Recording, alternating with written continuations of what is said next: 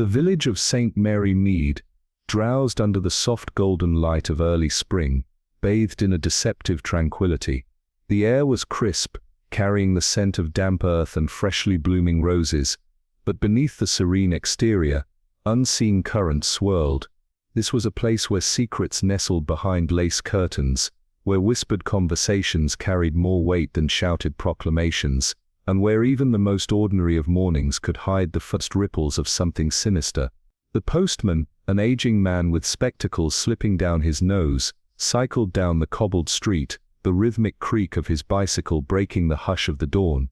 Each morning, he traced the same route, a figure of routine and reliability, yet even he, who knew the village's habits better than most, could sense when something was amiss. Rows of thatched cottages stood in perfect order, their quaint exteriors belying the tangled lives within. Shopkeepers yawned as they pulled open wooden shutters, their eyes scanning the empty streets for the first signs of customers, or more precisely, for the first scraps of gossip that would sustain the day. The blacksmith's hammer rang out in a steady cadence from his forge, a sound as familiar as the chiming of the church bells. The warm yeasty aroma of freshly baked bread drifted from the bakery, mingling with the damp scent of dew-soaked grass and the faint perfume of roses from the grand manor down the lane. Standing in the midst of it all, Miss Jane Marple tended to her garden with practiced precision. Her fingers, though lightly gnarled by age, moved deftly among the petals of her prized roses. She paused, straightening up and wiping the soil from her gloves as her sharp blue eyes flicked across the village. She had lived in St. Mary Mead long enough to understand its rhythms, to recognize the undercurrents beneath its peaceful surface, and something she felt was stirring. People, she murmured to herself, a knowing glint in her gaze, are creatures of habit. They repeat the same mistakes over and over again, and yet, they never see it coming. Her voice was barely above a whisper, meant for no one but the birds in the hedge, but her mind was already at work, piecing together observations, filing away small oddities that others might dismiss. St. Mary Mead was a quiet village, yes, but that was precisely why its secrets were so carefully guarded. At the far end of the village, Rutledge Manor loomed, a sprawling yet curiously unremarkable house, its grandeur dulled by an air of quiet decay. The roses in its garden bloomed wildly, their brilliant reds and pinks, stark against the muted tones of the house's aging facade. Inside, the scent of wood polish and old leather hung in the air, clinging to every surface, as if trying to preserve the past against the relentless march of time. In the study, Basil Rutledge sat hunched over his desk, a deep furrow in his brow. His usually immaculate tweed suit was slightly askew, his cravat loosened, a rare dishevelment for a man known for his precision. Papers were scattered across the mahogany surface, but his gaze was fixed on a single sheet of thick parchment, his fingers drumming an uneven rhythm against the desk. His glass of water trembled slightly, disturbed not by movement, but by the weight of his own thoughts. At last, he picked up his fountain pen, hesitated, then carefully wrote 2 letters at the top of the page. H.F. Harold Finch. The name sat on the paper like a death knell. Basil swallowed, the taste of regret thick on his tongue. He had been a careful man, a calculated man, but even careful men could make mistakes, and his had been catastrophic. A few ill-advised investments, a misplaced trust, small debts that had slithered into something monstrous before he could stop them. Now the walls were closing in, and Finch, oh Finch, was holding the noose. Basil's hand tightened around the pen as he began to write, his words carefully measured, a lifeline woven from ink and desperation. He acknowledged the debts but sought to shift the blame subtly, hoping to buy himself time, hoping that Finch would see reason. But even as he wrote, he knew the truth. This letter was not a solution, it was a delaying tactic, and one that might not hold for long. The light from the window fell across the desk, illuminating the dust motes that danced in the morning air. Outside, the village carried on, blissfully unaware, but inside this room, in the quiet depths of Rutledge Manor, the first stone had been cast, and Basil Rutledge, so careful, so precise, had set something into motion that he could not take back. The morning in St. Mary Mead had begun like any other, but by its end, the village would no longer be the same. Of footsteps echoed outside the study door, and a voice floated in from the hallway. "Sir, a moment." It was one of the servants, and Basil waved them off without speaking. His mind raced, the weight of the choices pressing down on him like the thick walls of his study. He set the pen down, and stood pacing to the window from his vantage point. He could see Miss Marple's cottage in distance nestled among the roses.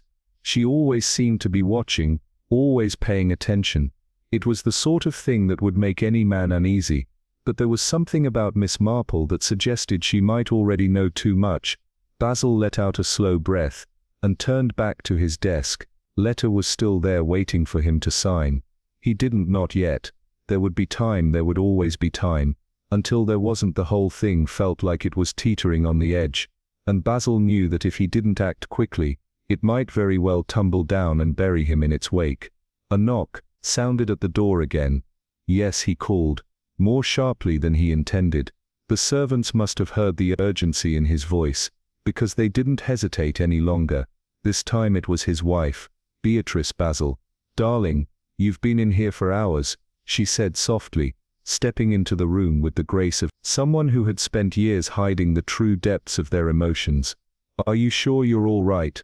Basil smiled tightly, and nodded, but it didn't reach his eyes. "Just sorting a few things," he said, forcing the words through clenched teeth. He glanced down at the letter again, and then back at her. "I'll be fine, Beatrice, really." She didn't argue, but the look she gave him was more than he was ready to face. It was that same look, the one that said she knew something was wrong, but had decided not to ask. Not yet. As she left, the door clicked shut softly behind her. Basil sat back in his chair, fingers tightening around the pen again. His breath was shallow, and his heart was pounding in a way that told him something was about to break wide open. He was too caught in his own mess to know how much longer he had before it did. Miss Merrill would likely have something to say about it if it all came to light. He could almost hear her voice in his mind, now dry, and knowing as if she already knew the answers. Basil let out a humorous laugh, and picked up the pen. Maybe Miss Merrill did know. Maybe she knew everything. The sun was starting to fade behind the thick cloud cover that had rolled in over Surrey, casting long slanted shadows over the cobblestone street. The village wasn't particularly large, and the small stone buildings that lined the main road, each one quaint and tidy, gave the impression of a place that hadn't seen much change in 100 years' time. Moved slowly, here, but it had a way of catching up when you least expected it. At the Golden Chalice, the local inn, the smell of freshly baked bread and stewing beef lingered in the air, mixing with the heavy scent of dust from the old wooden beams overhead. The innkeeper, a round man named Morris, had just polished the bar, and was now wiping down the windows with a rag that had seen better days. He paused when the door swung open with a creak, allowing a gust of chilly evening air to slip inside. Mr. Albert Stone stood in the doorway, his coat thick with the damp of the road, and his face partially obscured by a wide-brimmed hat. His sharp angular features were set in a permanent frown, but his eyes, dark and calculating, scanned the room as he entered. He was a man who didn't attract attention by appearance but by demeanor, composed and with a sense of purpose that was hard to ignore. Morris eyed him carefully. He'd heard the gossip, and it wasn't difficult to piece it together. An outsider had come to town, a traveling salesman, they said, though the details were hazy. What was clear was that Albert Stone had some sort of business with Basil Routledge, a financial dispute according to the whispering mouths of the villagers.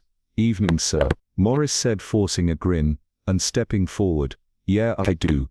For you need a room for the night." Stone removed his hat slowly, running a hand through his unkempt hair. His voice was low but not unfriendly. "Just that, a room for the night." Morris studied him for a moment, sizing him up. "A traveler, eh? Don't get many of those around here, especially ones as quiet as you must be a long way from home." Stone didn't react to the remark, just placed a coin on the counter. "I've been around here is enough for the room. I'll be leaving in the morning." Morris took the coin, his fingers brushing the smooth surface, before he slid it into the till. Sure. The night's yours. You'll find it's quiet. Yeah. Just like the rest of St. Mary. You'll get used to it. I reckon." He paused, watching Stone's expression carefully, but the man didn't seem interested in small talk. Still, Morris tried to push forward. He was good at reading people, and it didn't take long to realize Stone wasn't the type to share much. Is it true? What they're saying then? Morris asked casually, his eyes flicking toward the door, as if expecting someone else to come in. About the financial matter with Mr. Routledge. Stone's eyes darkened slightly, but only for a split second. It was enough for Morris to catch it.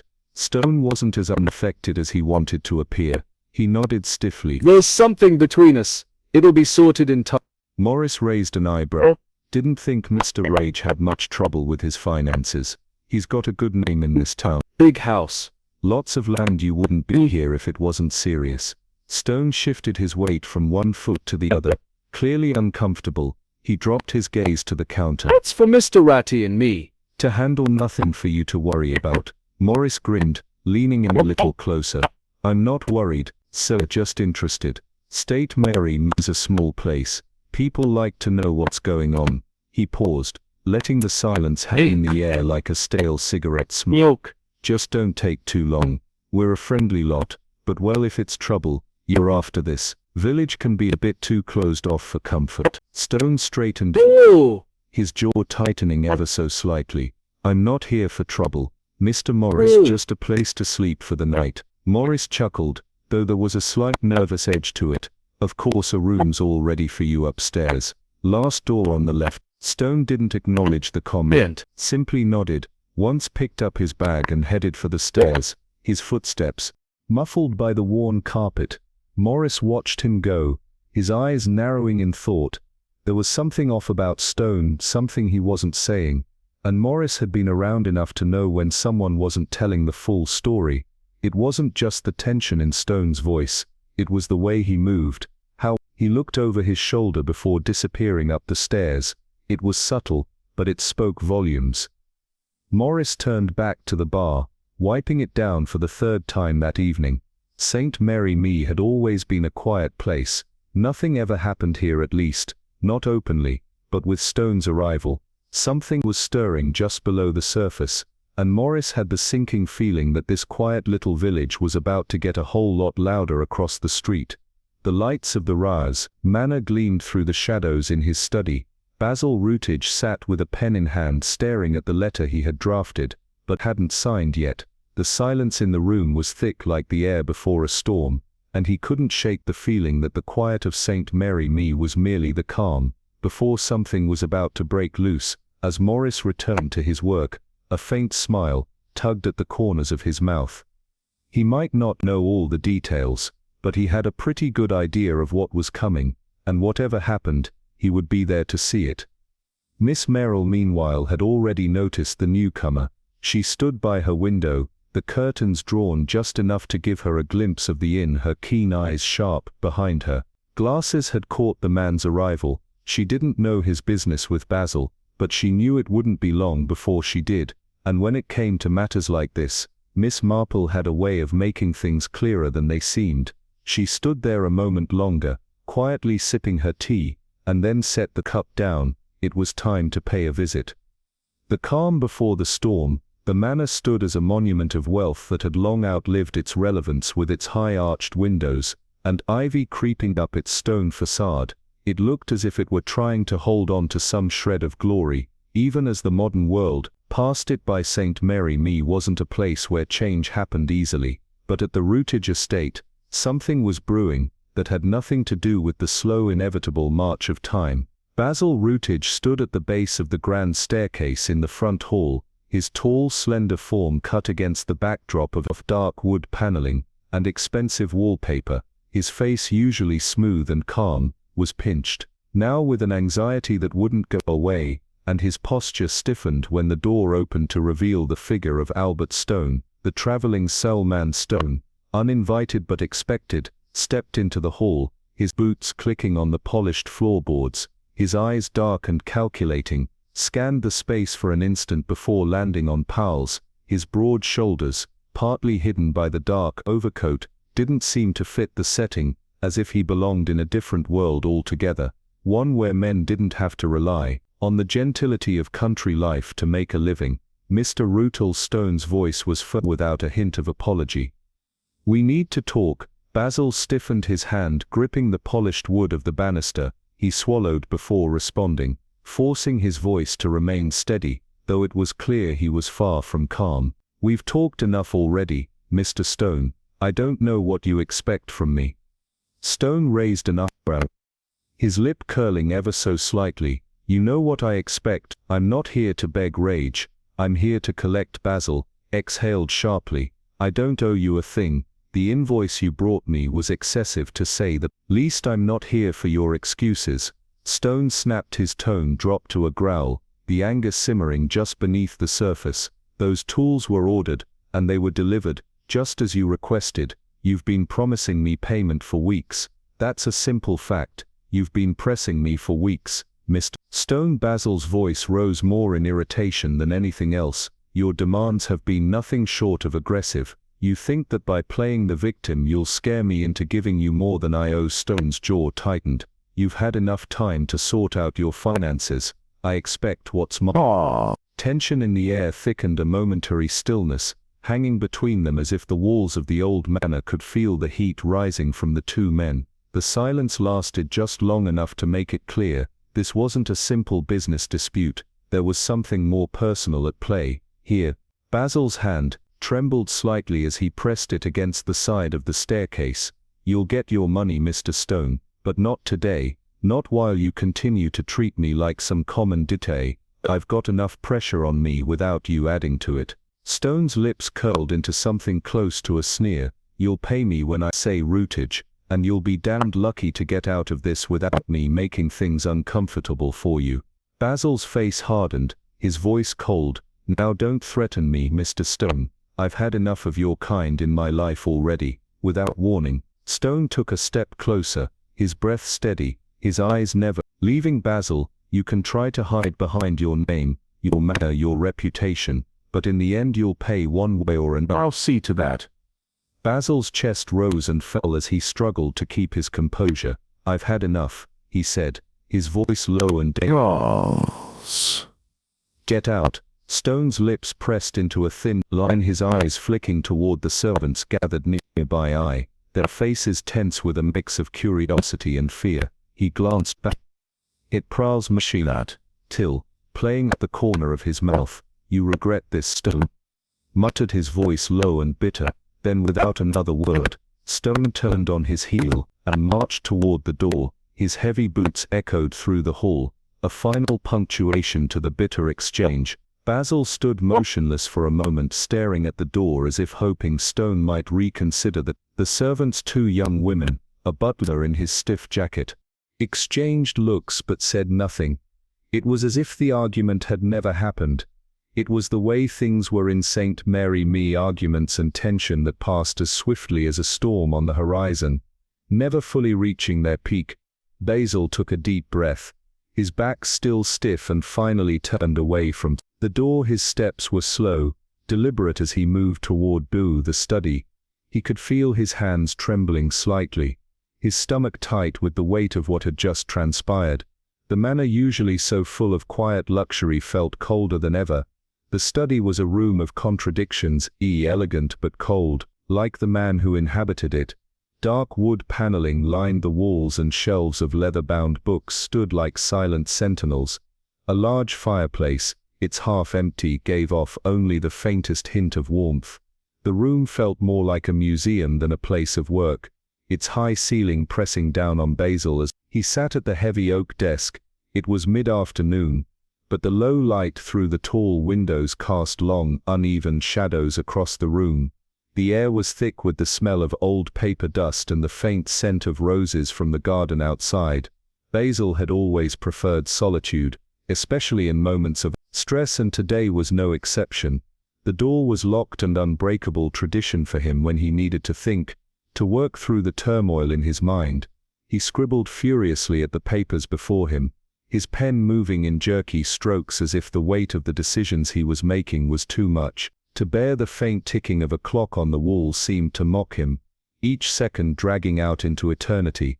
Basil's eyes flickered to the side where an antique revolver rested in its glass display case. He had inherited it from his father, an heirloom of sorts, though it had always been more of a curiosity than a weapon. He had never thought to use it. Not until now his gaze lingered on the revolver a moment too long.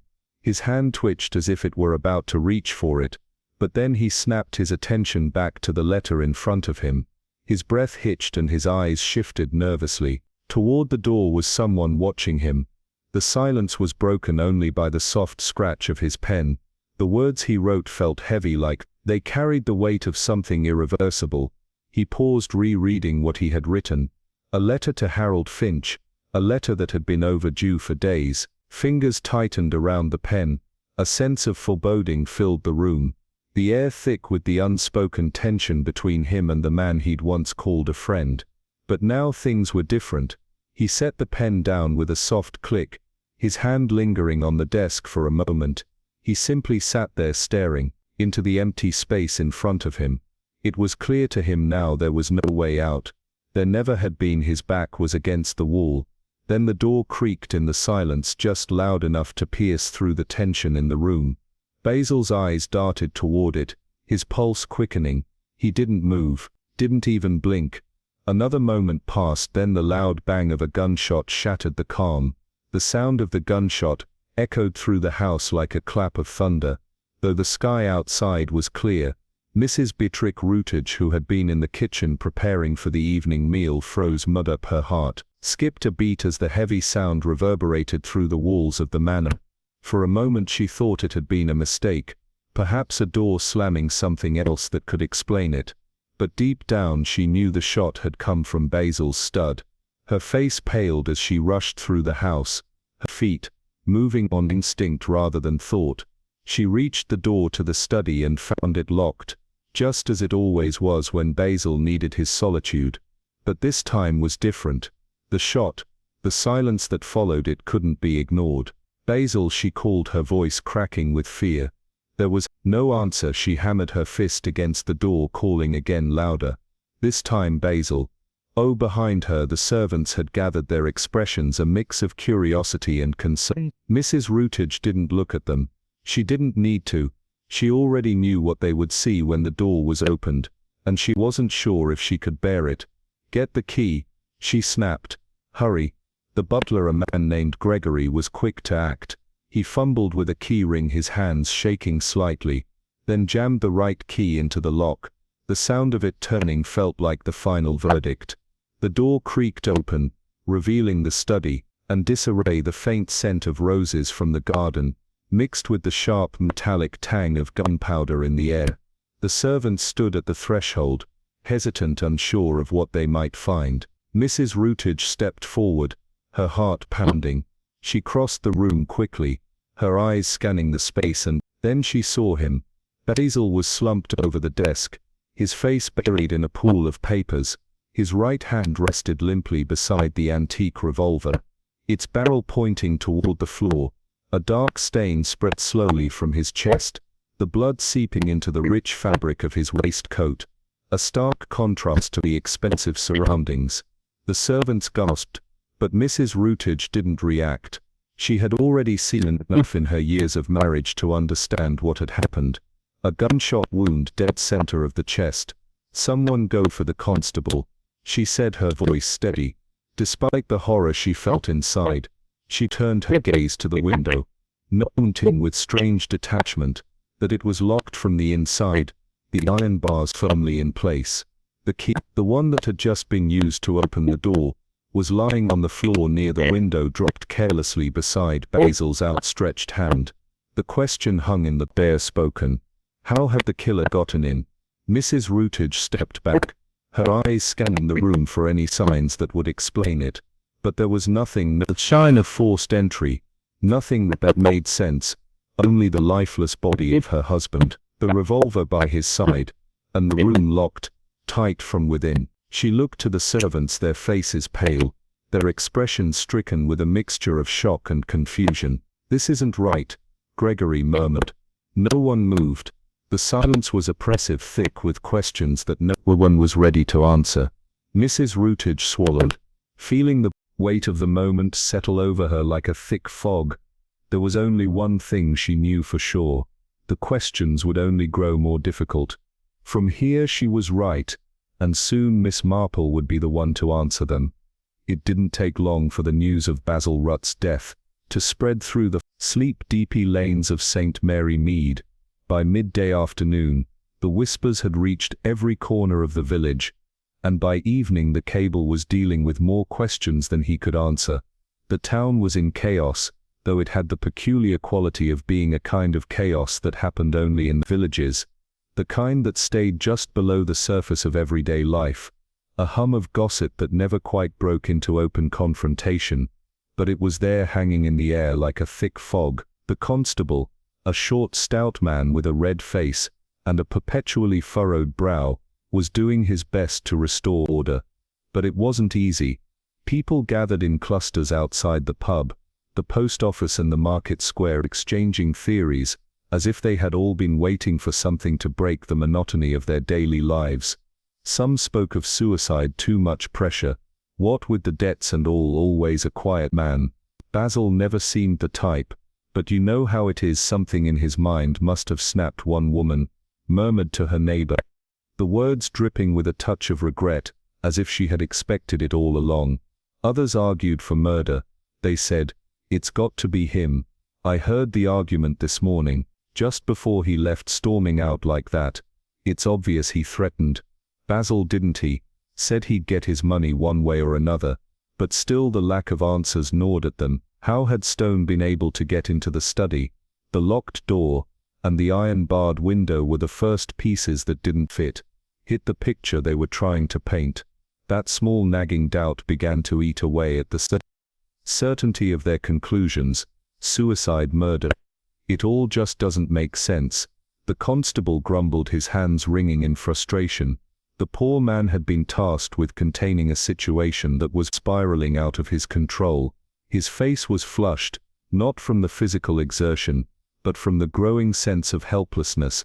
As the rumors grew, the village's usual routine was derailed. Even the blacksmith, who preferred the silence of his forge to socializing, found himself at the inn listening to the babble of theories and half-formed conclusions. Even if he hadn't been asked to, he would have added his own thoughts, fueled, no doubt, by the glass of ale in front of him. There was only one person who wasn't rushing to conclusions, who wasn't caught up in the Miss Marple. Miss Marple sat in her cozy sitting room, a small cup of tea resting on the arm of her chair, the steam rising lazily into the air. The fire in the hearth crackled softly, its warmth providing a comfortable contrast to the chill outside. She had been listening to the village rumblings for the better part of the afternoon, the voices of neighbors and well-wishers drifting through her window, each one more certain than the last about what had happened to Basil Routledge. It was only when the knock on the door came urgent and loud that she finally allowed herself to be distracted. She opened the door to reveal her neighbor, Mrs. Simmons, standing in the doorway, flushed and out of breath. "Miss Marple, oh Miss Marple, it's all over the village." Mrs. Simmons gasped, her words tumbling out like they were afraid of being caught. "They say Basil Routledge is dead. Murdered, they think, by that Stone fellow." Miss Marple raised an arm, her expression calm, yet her eye sharp. "Yes, I'd heard." Her tone was soft, but there was no mistaking the slight edge of curiosity beneath it. She gestured to the chair opposite hers, where Mrs. Simmons collapsed into it, still panting from her hasty run. They're saying it's murder. But I don't know, Mrs. Simmons continued, her voice trailing off that argument. It did scared. It sounded terrible. I heard them, you know, outside the mirror this morning. The walls. Mr. Stone left. He looked like he was ready to kill him. Miss Marple's words were more of an observation than a question, though she knew Mrs. Simmons would take it as such. "Well, yes, Miss Marple, exactly that. You heard about it, didn't you? The way they've been talking about that debt, how Mr. Routledge was trying to wriggle out of paying what he owed. Mr. Stone's not the sort of man to let that slide, is he?" Miss Marple took a delicate sip of her tea, setting the cup back down carefully. Her gaze flickered momentarily to the window as though something outside had caught her attention. Nothing moved. The village was quiet. Now the gossip finally losing steam. "Mr. Stone might be angry," she said slowly, But murder seems drastic, don't you think? No, I don't think he's the one. There's something it. There's Simmons looked at her puzzled. You think he's innocent? Then innocent? No, Miss Marple replied softly. But murder, that's a different thing. A log together. Her eyes turned back to the window, distant for a moment, as if she were seeing something far beyond the green hills of the village. Mr. Ratty was a man of habits. Quiet. Too quiet. Some would say he liked his solitude, but not a man driven to self-destruction. But they say, the gunshot was from his own revolver, and the room was locked from the inside. It all points to suicide, doesn't it? Does it? Miss Marple's voice was even as though she were asking a simple question.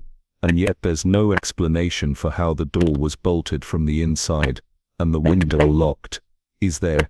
You see, Mrs. Simmons, nothing is as simple as it seems. She stood walking slowly to the window, and pulling back the curtain, just enough to see the edge of the Rootage Manor. The smoke from the chimney curled upward, dark against the dull sky. I think, Miss Marple, continued her voice almost a murmur, I think there are too many pieces missing from this puzzle, and until I find them the whole thing is just a story, one that will get more convoluted. The more people talk. Are you saying, Mrs. Simmons began, but her voice trailed off as she looked at Miss Marple's face, something unreadable in the lines of it.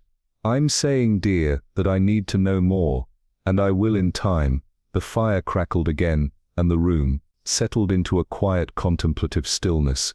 Mrs. Simmons for once had no more to say. She simply watched Miss Marple, as if waiting for some kind of revelation. Miss Marple turned her gaze back to the window, a slight smile on her lips. The mystery had only just begun, but Miss Marple had already seen enough to know the first thing that had to be done. The web tightens the door to rattled. Manor stood slightly ajar. The large imposing structure, a familiar sight in St. Mary Mead, its dark windows framed by ivy, creeping up the stone walls cast long shadows as the early afternoon sun struggled to break through the thick clouds. Miss Marple stood at the threshold, hesitating only briefly, before pushing the door open, and stepping inside. The grand entrance hall stretched before her, high ceilings and polished marble floors, making it feel as though she had entered a mausoleum rather than a home. She could hear the faint murmur of voices from somewhere deep within the house, but there was no warmth in the air, not from the faint fire burning in the hearth, nor from the presence of the servants who moved quietly in the background, their faces tense and drawn. It was a house in mourning. Miss Marple adjusted her gloves and entered her steps, purposeful, but unhurried, her small figure almost lost in the vast space. She didn't look back as the door clicked shut behind her. She was used to such places, houses where the silence grew heavier with every passing moment, suffocating beneath the weight of old wealth and buried secrets. At the far end of the hall, Mrs. SMI Beatrix Rootage stood, her back straight, her hands clasped tightly in front of her, as though holding herself together by sheer will. Her face was pale, her eyes red-rimmed, but there was no hint of hysteria or even weakness in her demeanor, just a cold, composed facade that seemed to be holding the unraveling of the world at bay. Miss Marple, Mrs. Rootage said, her voice soft but firm, betraying none of the emotion one might expect from a widow so soon after her husband's death. I'm so glad you could come. Thank you for having me, Mrs. Rage. Miss Marple replied, her voice as measured as her movements. She stepped forward, offering a small sympathetic smile that didn't quite reach her eyes. I wanted to offer my condolences, of course, and if there's anything I can do. Mrs. Rootage raised her hand slightly, the gesture more automatic than deliberate. I appreciate it truly, but there is little to be done now. She paused, looking toward the drawing room, where her husband had spent the last of his days, then back at Miss Marple. Please come inside. It's been a long day, and I could use the company. Miss Marple followed her into the sitting room, noting the subtle discomfort in Mrs. Rage's movements as she settled into a chair by the fire. The room was opulent in that restrained way. Money could provide a heavy velvet couch, dark wood furniture, and thick curtains drawn across the windows preventing any unwelcome sunlight from entering. The only light came from the soft glow of the fire, casting flickering shadows on the walls. Mrs. Routledge sat stiffly, the edges of her posture betraying the strain of her controlled composure. She placed her hands in her lap, and after a long moment of silence spoke again, her words carefully chosen. "Concerned in his last days, you know, he had been trying to keep it all from me. The debts, the pressure from his business dealing." She paused, her throat tightening, as though the words were a burden to voice. "I don't know the specifics. I never pressed him about it. Basil was always so careful about what he shared." Miss Morell nodded thoughtfully, her sharp eyes missing nothing. "A man of habits, I imagine," she said gently, though there was something in her tone that was not just sympathy, but also curiosity. "Some things are hard to share even with those closest to us." Beatrix nodded, a forced calm in her expression. "He was always a private man, but it wasn't just the debts. I think he was frightened. Something was hanging over him." She leaned forward slightly, lowering her voice. "I don't know what it was, but he was worried about some sort of scandal. He'd been writing to someone who was helping him, Dr. Felix Osborne, I believe." Miss Marple's eyes flickered momentarily to a small table beside the fireplace, where a letter lay half open, as if it had been set down in haste. The paper was fine, expensive, the envelope addressed with a neat hand to Dr. Felix Osborne. The name sounded familiar, though Miss Morell couldn't place it immediately. Mrs. Routledge noticed her gaze, and quickly shifted in her seat, her hands fidgeting slightly in her lap. "Oh, that's well, it's nothing, just a personal matter. Basil was trying to settle everything, trying to fix what he could, before this happened." "Dr. Osborne, you say?" Miss Marple's voice was soft, but there was an edge to it. "And what sort of help was Dr. Osborne offering, if you don't mind my asking?" Beatrix hesitated, her eyes flickering toward the letter. "I don't know the details really. I never asked Basil, didn't want to burden me.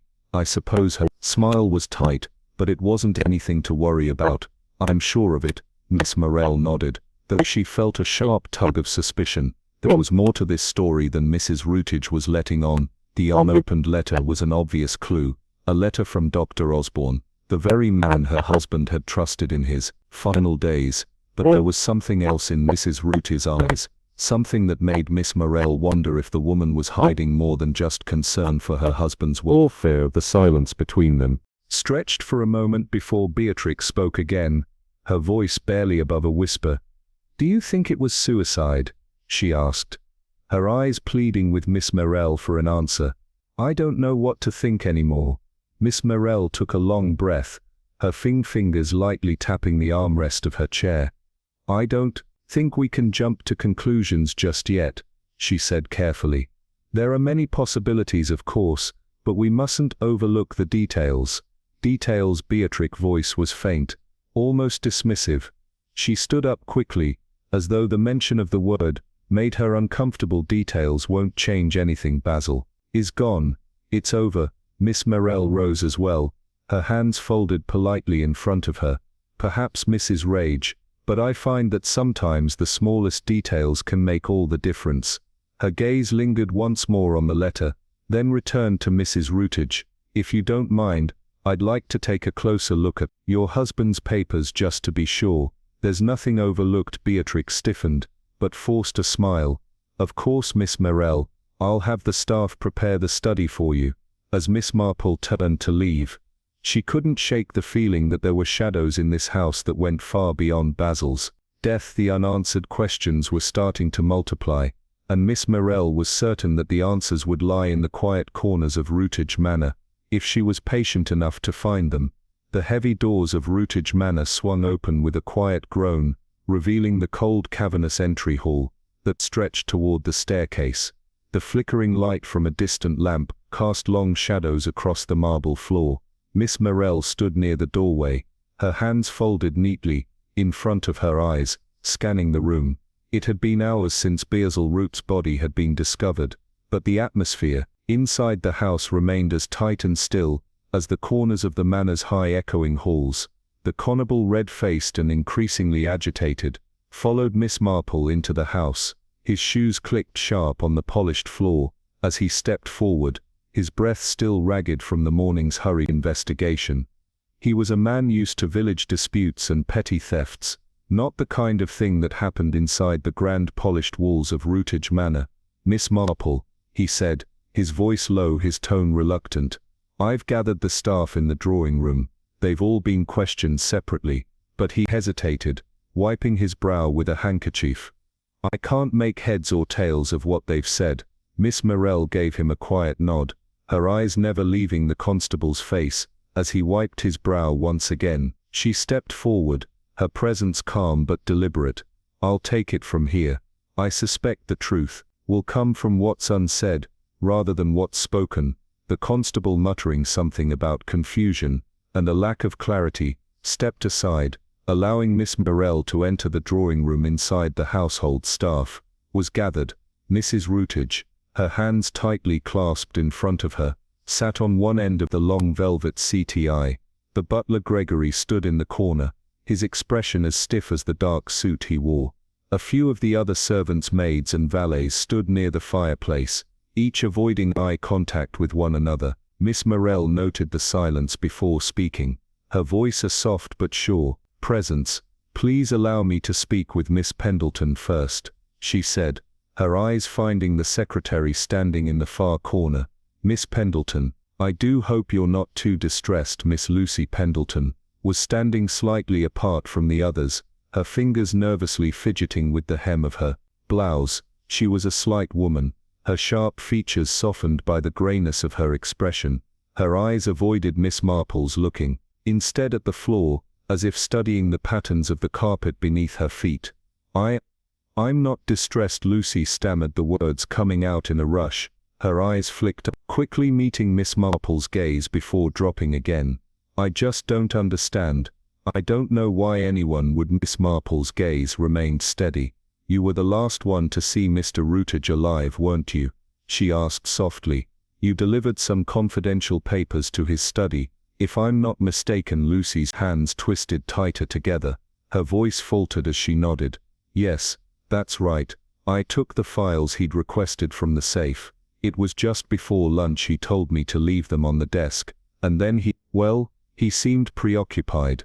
I thought it best not to disturb him further, and you left right after." Miss Marple pressed her voice, never wavering. Lucy nodded again, her face paling. "Yes, I did. He was alone in the room when I left. There was no reason to stay. He told me everything was in order." She cleared her throat, her eyes darting once more to the floor.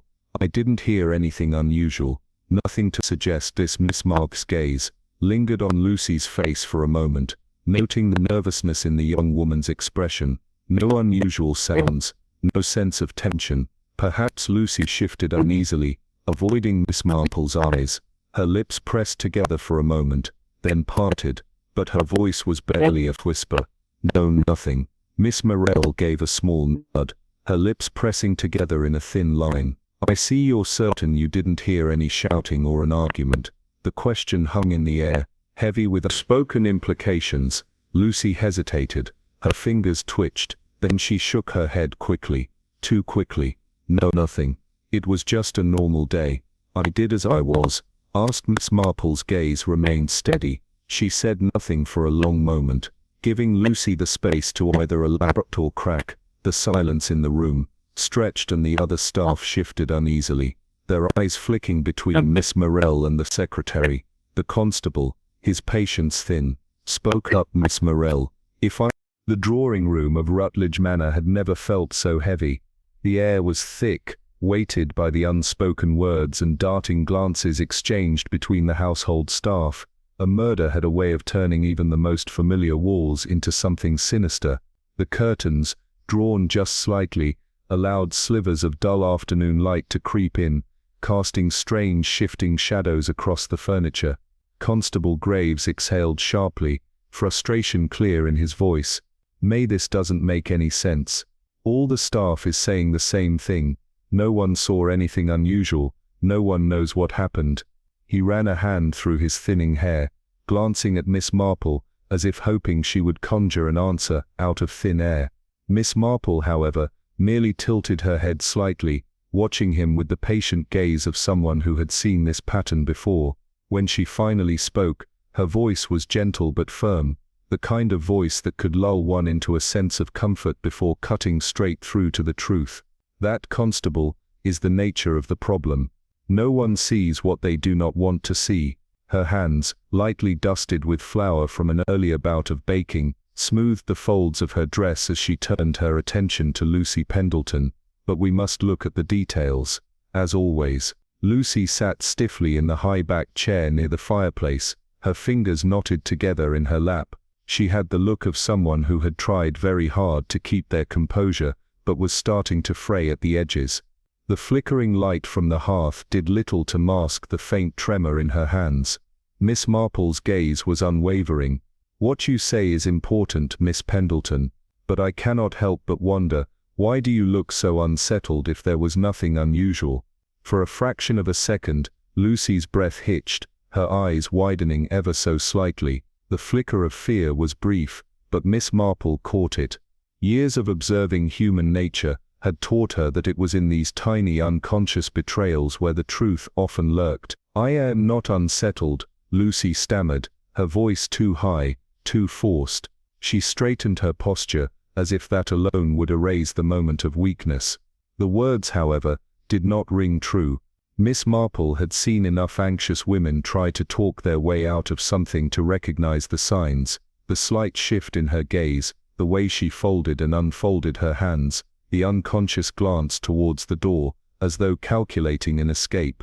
Miss Marple took a step closer, her tone quiet but firm. "You said you left him alone. You didn't hear anything after?" Lucy swallowed, the movement visible in her delicate throat. A blush crept up her cheeks, unbidden. "No," she said, barely above a whisper, "I didn't hear anything." Miss Marple nodded slowly, as if considering the statement, though she already knew the truth. Lucy was hiding something, whether out of fear or guilt, that remained to be seen. "Very well," she said at last, her voice calm. "But, Miss Pendleton, if there is anything else you remember, no matter how small, it would be important." Lucy's gaze darted towards the door once more, and Miss Marple noted the way her shoulders tightened at the suggestion. The secretary's lips parted slightly, as if she were about to speak, but then she merely nodded, looking down at her lap. "I remember, Miss Marple," she said. Of course, Miss Marple didn't believe her, not for a second. As the constable turned his attention to the rest of the staff, Miss Marple stood still, her mind moving swiftly through the puzzle pieces laid before her. Lucy Pendleton's unease was not the simple discomfort of an innocent bystander, it was something deeper. She had been the last person to see Basil Rutledge alive, and yet, her account had too many gaps.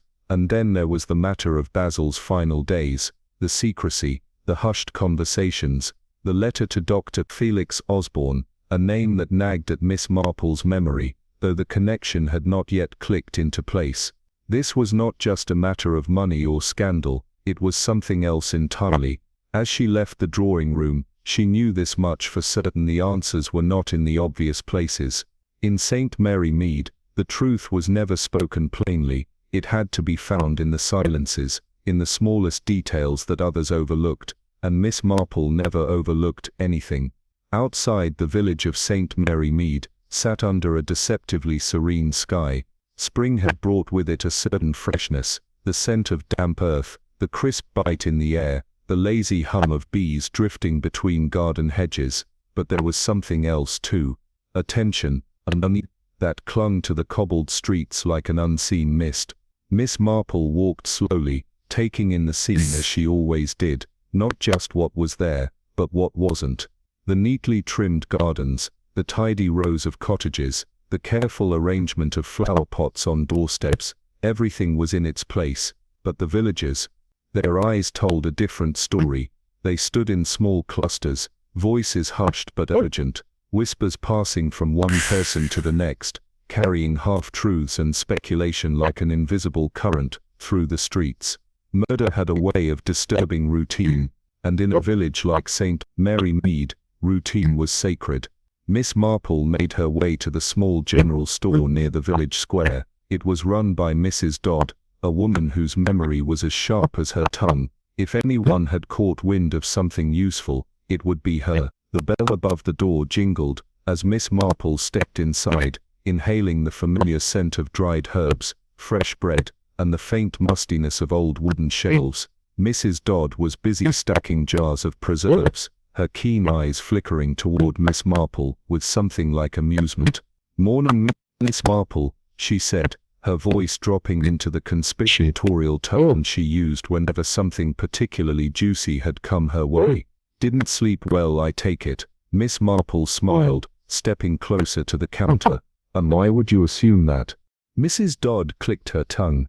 "Because there's been trouble over at Rutledge Manor, hasn't there?" She leaned in slightly, lowering her voice. "Murder, they say." Miss Marple gave a small nod, watching Mrs. Dodd carefully. The woman knew more than she was letting on. "I suppose you've heard something." Mrs. Dodd wiped her hands on her apron, glancing towards the door as if ensuring they were alone. "Well," she began, Mabel's sister's cousin, you know, the one who works at the manor, told me that Mr. Rutledge and Mr. Stone had a terrible not long before it happened. A big argument, shouted threats, the whole lot." Miss Marple's expression didn't change, but her mind sharpened like a knife. "Interesting, very interesting indeed." She clasped her hands together, her mind already arranging the pieces of the puzzle. This was far from over. The truth was there, waiting. It simply needed to be uncovered, and Miss Marple was the perfect woman for the job. Miss Marple's voice was calm, but her eyes were already calculating. "Hadn't heard that they had a quarrel. Strange that Mr. Stone would shout threats in public. He doesn't strike me as the type to be so indiscreet." Mrs. Dodd leaned forward, her voice lowering to a whisper, though it wasn't public. "No. But Mabel's cousin, she said that she heard them loud and clear from the kitchen. Stone didn't care who heard him. All this talk about money debts and God knows what." Mr. Rage tried to quiet him, but Stone, "Well, Stone doesn't strike me as the quiet type, does he?" Miss Marple raised an eyebrow. "And you're sure about the timing of this argument before the murder, you say?" Mrs. Dodd nodded eagerly. "Definitely the row was early in the morning, just before Stone left for the inn. According to Mabel's cousin." Miss Marple didn't respond immediately. She nodded thoughtfully as though mulling over the information. "Interesting. Thank you, Mrs. Dodd. I'll keep that in mind." As Miss Marple made her way to the door, Mrs. Dodd caught her arm gently. "And Miss Marple, I'd be careful around Mr. Stone. He's a nasty one.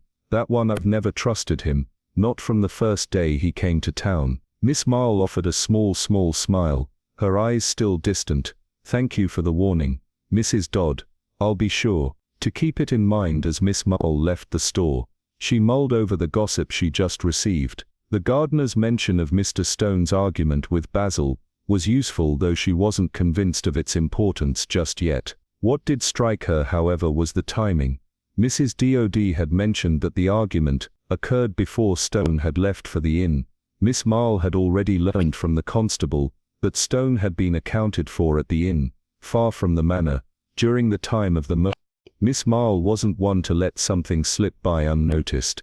She continued down the street, her pace steady until she reached the rose garden at the edge of the manor's property. The gardener, an elderly man named Mr. Green, was bent over trimming the hedges near the gate. He didn't notice Miss Marple approaching until she was nearly at his side.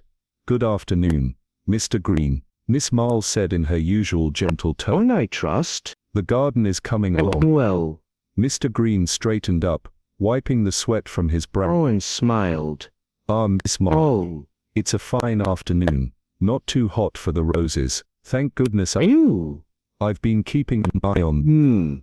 "Of course, no trouble here. Good to hear," Miss Marple said. She paused, then added, "I trust you heard the news then. Terrible business about Mr. Rutledge." Mr. Green's expression darkened slightly, and he nodded. Terrible indeed. Can't say I was surprised, though been hearing strange things from the manor for a while now. But murder, well, that's a step too far."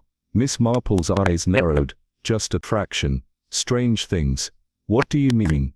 The gardener looked around, then lowered his voice. "Well, I don't like to gossip, Miss Marple, but I've seen Mr. Stone hang Around the manor.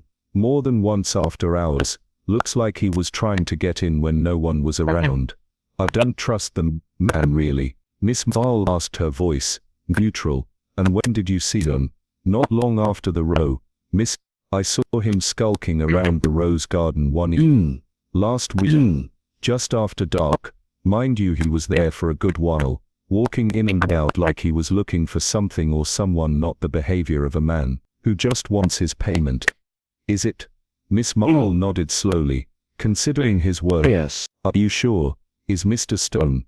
I am sure I know the man's figure, and I've seen him enough times to know it was him. He didn't notice me though. I was behind the trellis, just minding the plants when I saw him slip out of sight. Miss Marple's thoughts raced. The gardener's words didn't add up with the timeline. Mrs. Dodd had given her Stone reportedly at the couldn't have been in the garden at the same time yet. Mr. Green said about what he'd seen, and when suggested there was more to Stone's movements than anyone had suspected. Thank you, Mr. Green, Miss Marple said softly. She turned to leave, her steps slower now, her mind already piecing together what she had learned. Stone's movements, the gardener's observation, Mrs. Dodd's gossip. It all pointed to something deeper. But there was still a part of the puzzle missing. Miss Marple had a hunch that the answer lay not in the obvious, but in the things people overlooked as she walked back toward the village center.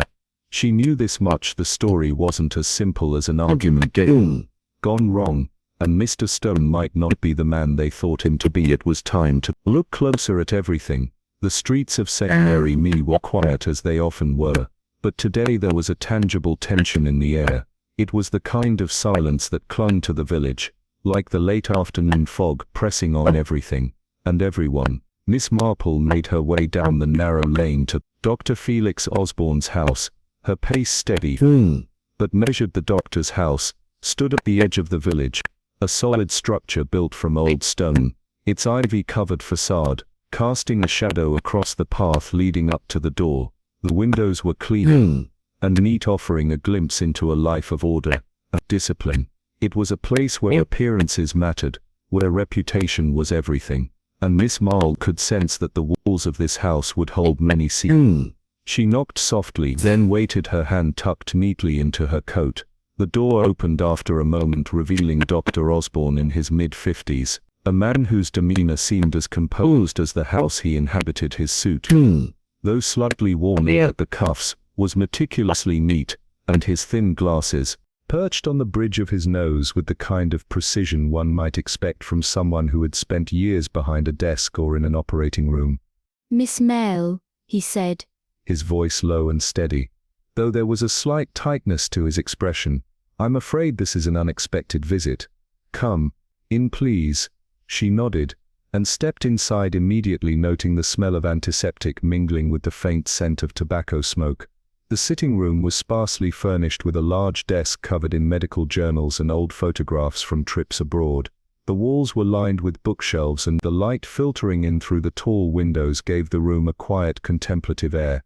There was a quiet dignity in the room, but Miss Marple could sense a certain coldness as well, a feeling that the doctor's world was more calculated and less compassionate than the average visitor might think.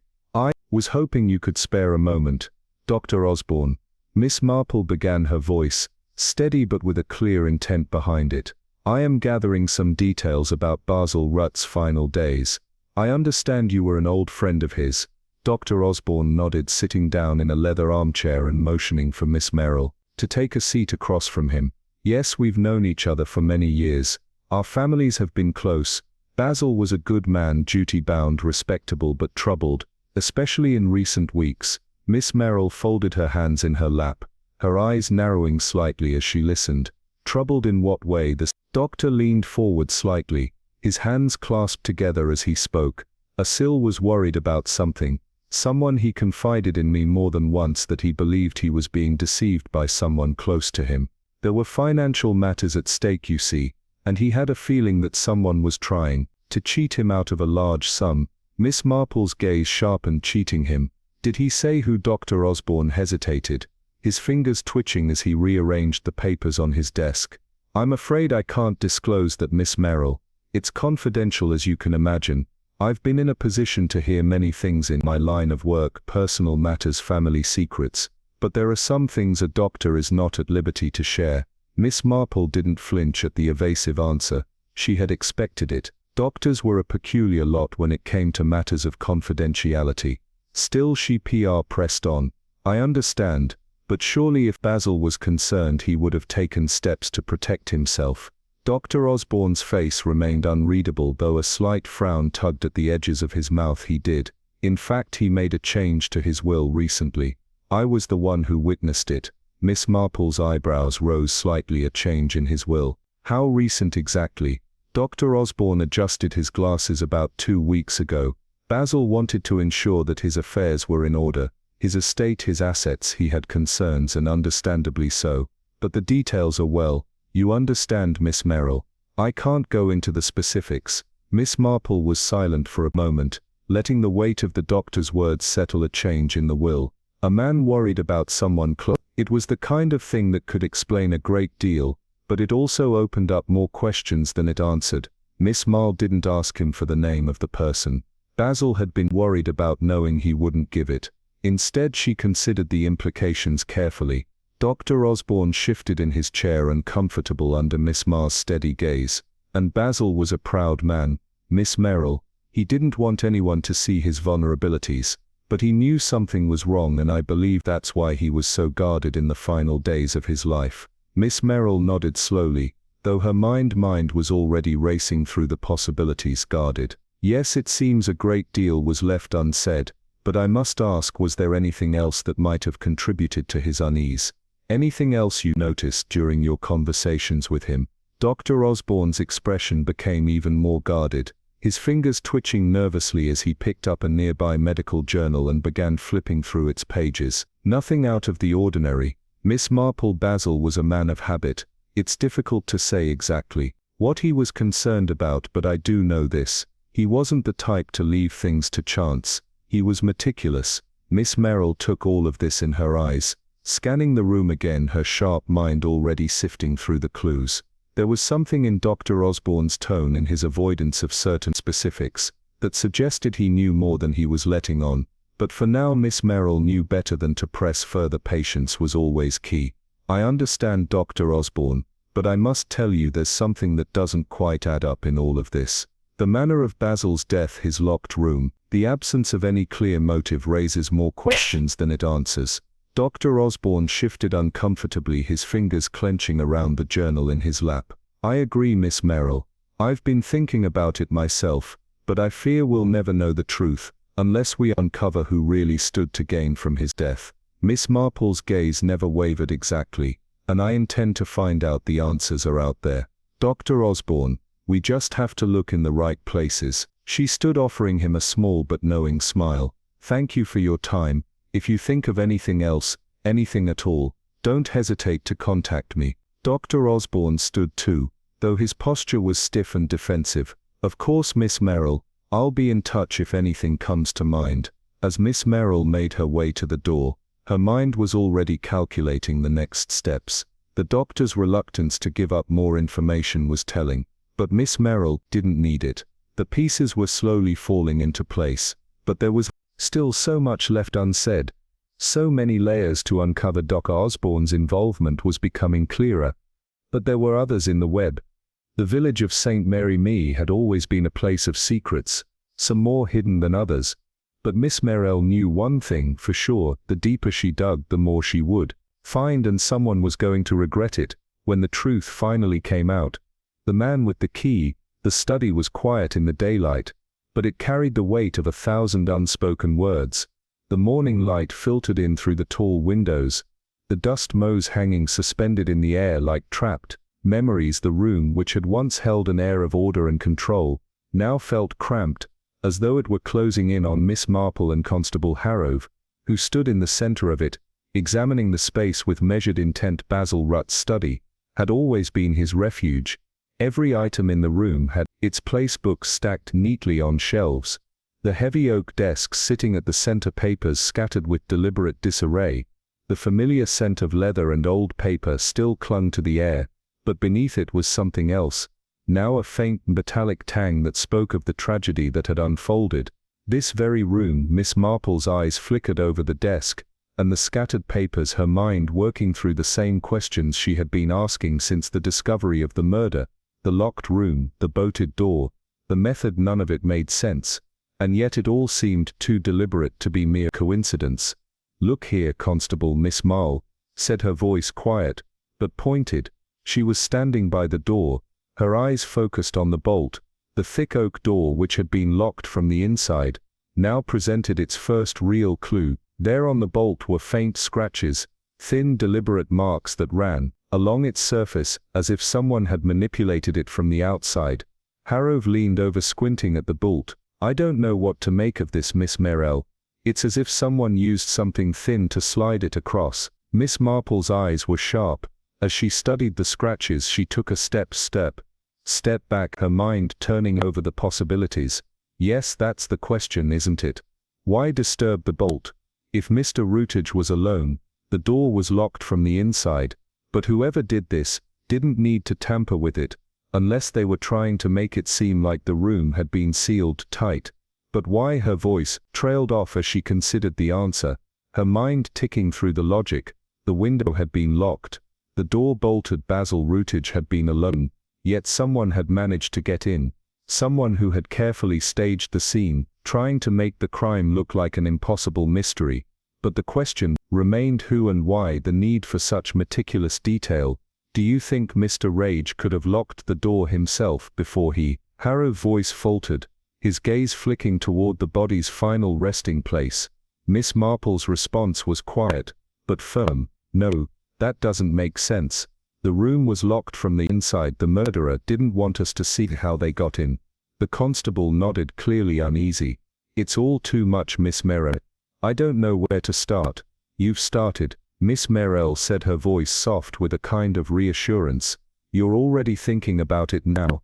We simply need to look closer at the things people overlook." Her gaze swept around the room, from the stacks of books to the neat arrangement of papers on the desk. But it was the window that drew her attention next. The heavy drapes were pulled back slightly, letting the daylight stream in. She stepped closer, inspecting the iron bars that stretched across the window, locking it tight against any external entry. "They didn't come through here," Miss Marple muttered to herself. She reached up, testing the bars. They were secure. There were no signs of forced entry. She was certain of it. But then a thought struck her. She turned toward the door again, and the answer seemed to slip into place. An answer that hadn't been obvious before. She said, her voice almost to herself. If the murderer was clever enough to tamper with the bolt, they must have known exactly what they were doing. They needed to create the illusion of a locked room to make it seem like no one could have gotten in without being noticed. Harrove was still trying to make sense of the scene, but Miss Marple was already moving toward the door. She had seen enough. The garden outside the study was still and serene, the morning light dappling through the leaves of the rose bushes. The soft rustle of leaves was the only sound, the air carrying the scent of damp earth and blooming flowers. But beneath the calm surface of the garden, there was something unsettling about the way the petals were scattered across the gravel path beneath the window. Miss Marple crouched down, her hands gloved, but careful as she gathered a few of the rose petals into her PA.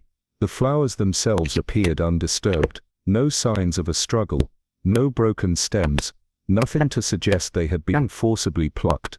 But these petals were fresh, too fresh for a breeze to have scattered them so neatly. The petals were placed. Miss Marple shook herself, the realization forming as she examined the evidence. Someone wanted to make it look like an intruder climbed through the window. The fresh petals, they were scattered here deliberately, as if to imply a break-in. But why? Why go through such effort? She stood, her eyes scanning the surrounding garden. The roses, bright, blooming and well tended, had been untouched, yet the petals scattered across the path had been carefully placed with a purpose. It wasn't a natural occurrence. The gardener had mentioned seeing someone by the roses, but his sighting hadn't been clear enough to identify who it was. Harrove stepped up beside her, his face puzzled. "You think it was staged?" "Quite, Miss Marple," replied, her gaze fixed on the scattered petals. But the question is who and why go to such lengths? Harrow furrowed his brow. Do you think it was Mr. Stone? He's the one who had the most reason to be angry with Mr. Routledge, isn't he? He was the one who had the argument with him just before the murder. Miss Marple's lips curled into a small smile, the faintest touch of amusement crossing her face possibly. But there's more to it than that. A staged break-in, a carefully manipulated lock, and these petals. No, this isn't just about a financial dispute. It's something else, something deeper. Her eyes flickered to the manor, the quiet stone house standing against the backdrop of the garden, the windows like dark eyes, watching the world outside. It was a house of secrets, of hidden motives, and Miss Marple knew that every step she took closer to the truth would only uncover more tangled webs of deceit.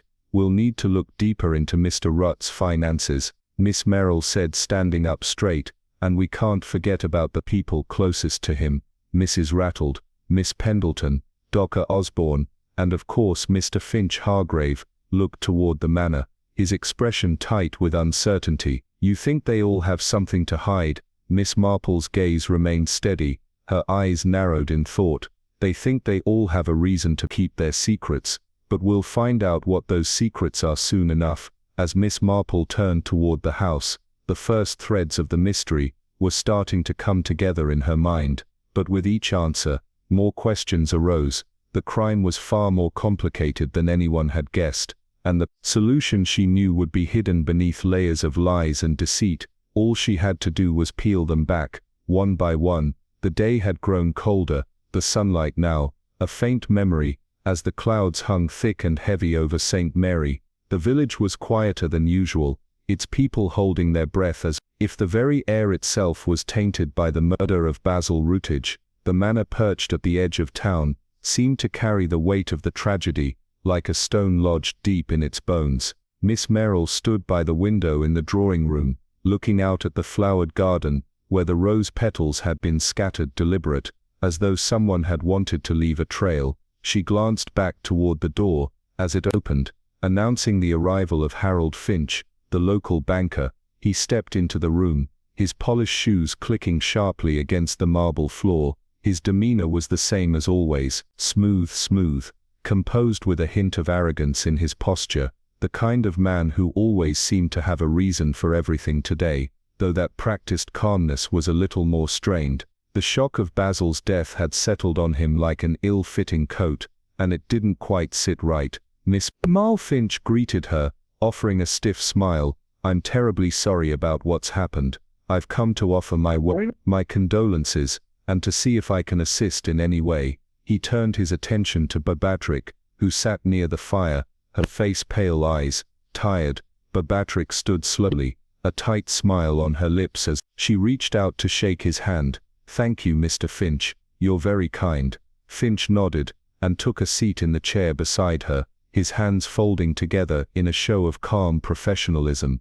Of course the estate matters are going to be difficult in the coming days, but I'd like to assure you that we'll handle everything. I know Basil and I have had our disagreements, but I do feel a responsibility to make sure things are in order now that he's gone. Miss Marple watched them from the corner of the room, her expression neutral. There was something about Finch's words that didn't sit right. His offer of help seemed more calculated than compassionate, and his nervous glances toward the large desk in the corner of the room were hard to miss. Mr. Finch, you're very generous to offer your assistance, Miss Marple said, her voice soft, but probing. I trust the financial matters are all in order. I understand. Mr. Routledge had concerns about some debts. Finch's gaze flickered briefly before he controlled it, giving a tight smile. Yes, of course Basil and I had discussed them on occasion. His finances weren't as clear as I would have liked, but we were working through it. There were a few investments that hadn't gone as planned, and what with the property, I'm sure we'll find a way to settle everything. Babatrick shifted in her seat, her hands fidgeting slightly in her lap. Basil was always so careful about money, Mr. Finch. I never understood the full extent of his worries, but he was anxious.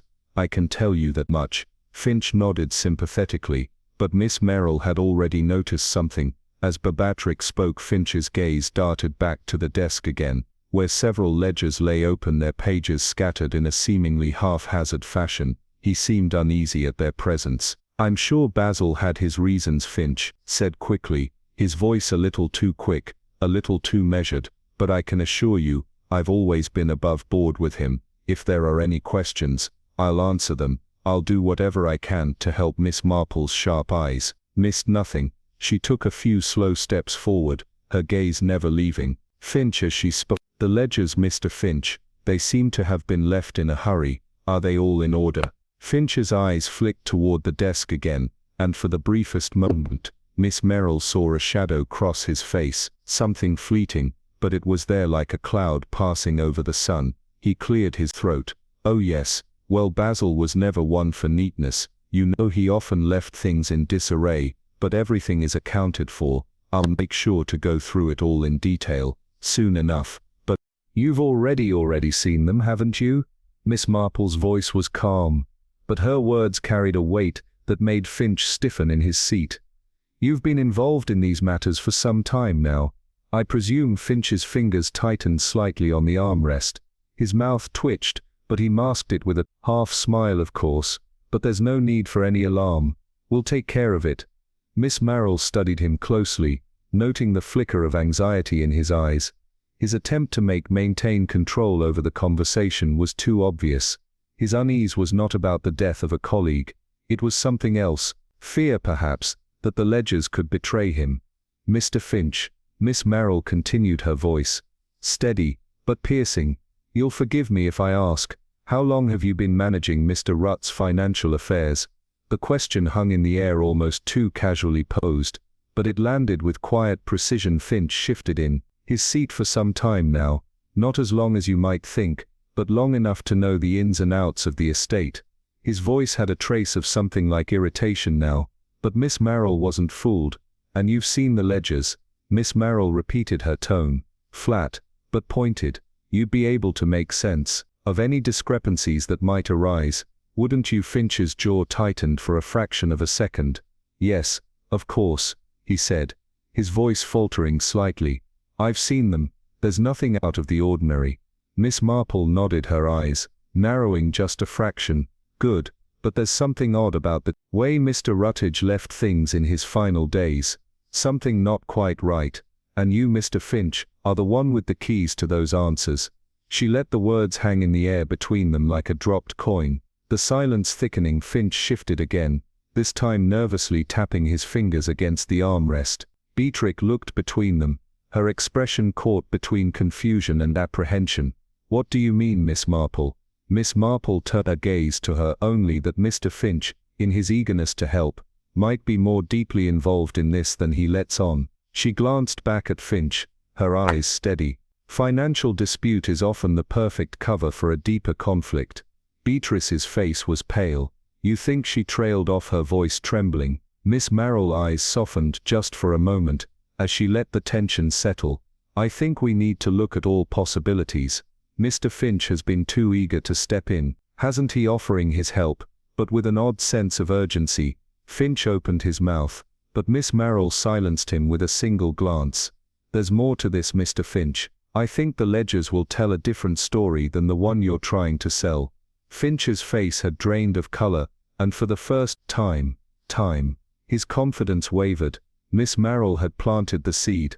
Now it was up to him to decide whether he would water it with lies or choke on the truth. Beatrix watched them both, her hands clasped tightly in her lap. The tension in the room was thick enough to cut through with a knife. The pieces were starting to fit together, slowly, cautiously. But Miss Merrill knew this was just the beginning. The question now was whether Harold Finch would play the part of the help banker or the desperate man trying to cover his tracks. Miss Marple turned toward the door, her voice soft but firm. "I think for the moment I'll leave you to it, Mr. Finch, but I'll be back to see how the ledgers fare. I'm sure we'll uncover all the answers we need." The room fell silent, and as Miss Merrill stepped into the hall she felt the subtle shift in the air, the first stirrings of truth, but beginning to surface. The impossible crime was no longer so impossible, and Miss Marple as always would be the one to bring it all to light. The golden chalice was quieter than usual for a late afternoon. The hum of conversation that normally filled the inn had faded, leaving only the clink of glass and the occasional creak of a chair. Miss Marple sat at a corner table, a steaming cup of tea before her, the room around her warm and thick with the scent of roasting meat and pipe smoke. She had chosen her seat carefully close enough to the door. Albert Stone wasn't a man who liked to linger. He preferred to finish his business, pack up and move on before questions could catch up to him. Yet tonight in the dim-lit corner of the Blue Boar Inn, his movements were rushed but restless, like a man who wanted to disappear, but knew he couldn't. The battered leather suitcase lay open beside him, its brass buckles catching the glow of the oil lamp overhead. Inside, neatly arranged samples of farming tools gleamed under the light. Innocent, ordinary, unremarkable. But it wasn't the tools that held the weight of the moment, it was the tension in the air, thick as the smoke curling from the bartender's pipe. Miss Marple sat a few tables away, her hands wrapped around a cooling cup of tea. She had chosen her seat with purpose, close enough to see who entered, but far enough from the bar to remain an unnoticed observer. It was a habit she had honed over years of quiet study, understanding that people revealed the most when they thought no one was looking. She watched Stone carefully, the sharpness of his movements, the slight tremor in his fingers as he reached for his coat, the way his eyes flickered, just a fraction of a second towards the inn's heavy wooden door, as if expecting someone to come crashing through it at any moment. Nervous, on edge, afraid, and that Miss Marple knew was far more interesting than mere guilt. Stone finally noticed her. For the briefest of moments his face hardened, then like a mask slipping into place, he forced a smile too quick, too thin. It didn't reach his eyes. "Miss Marple," he said, his voice rough, hoarse. "Didn't expect to see you here." His fingers curled around the suitcase handle. "Not much to say, I'm afraid. Just finishing up and getting out of this damned place. Too many questions for my liking." Miss Marple took a measured sip of her tea. "Questions do have a way of making people uncomfortable," she mused, her tone light, unassuming. Then with a deliberate pause she added, "especially when the answers aren't quite what they should be." Stone's jaw tightened. He shut the suitcase with an unnecessary snap. "Well, if you've got any accusations to throw at me, best get on with it. I've got business elsewhere." Miss Marple set her cup down, her eyes never leaving his face. "Oh, I'm not here to accuse Mr. Stone," she said gently. "I'm here to listen." A flicker of hesitation, barely there, crossed Stone's face. Then his scowl deepened. "I don't have anything to say." "Oh, I think you do."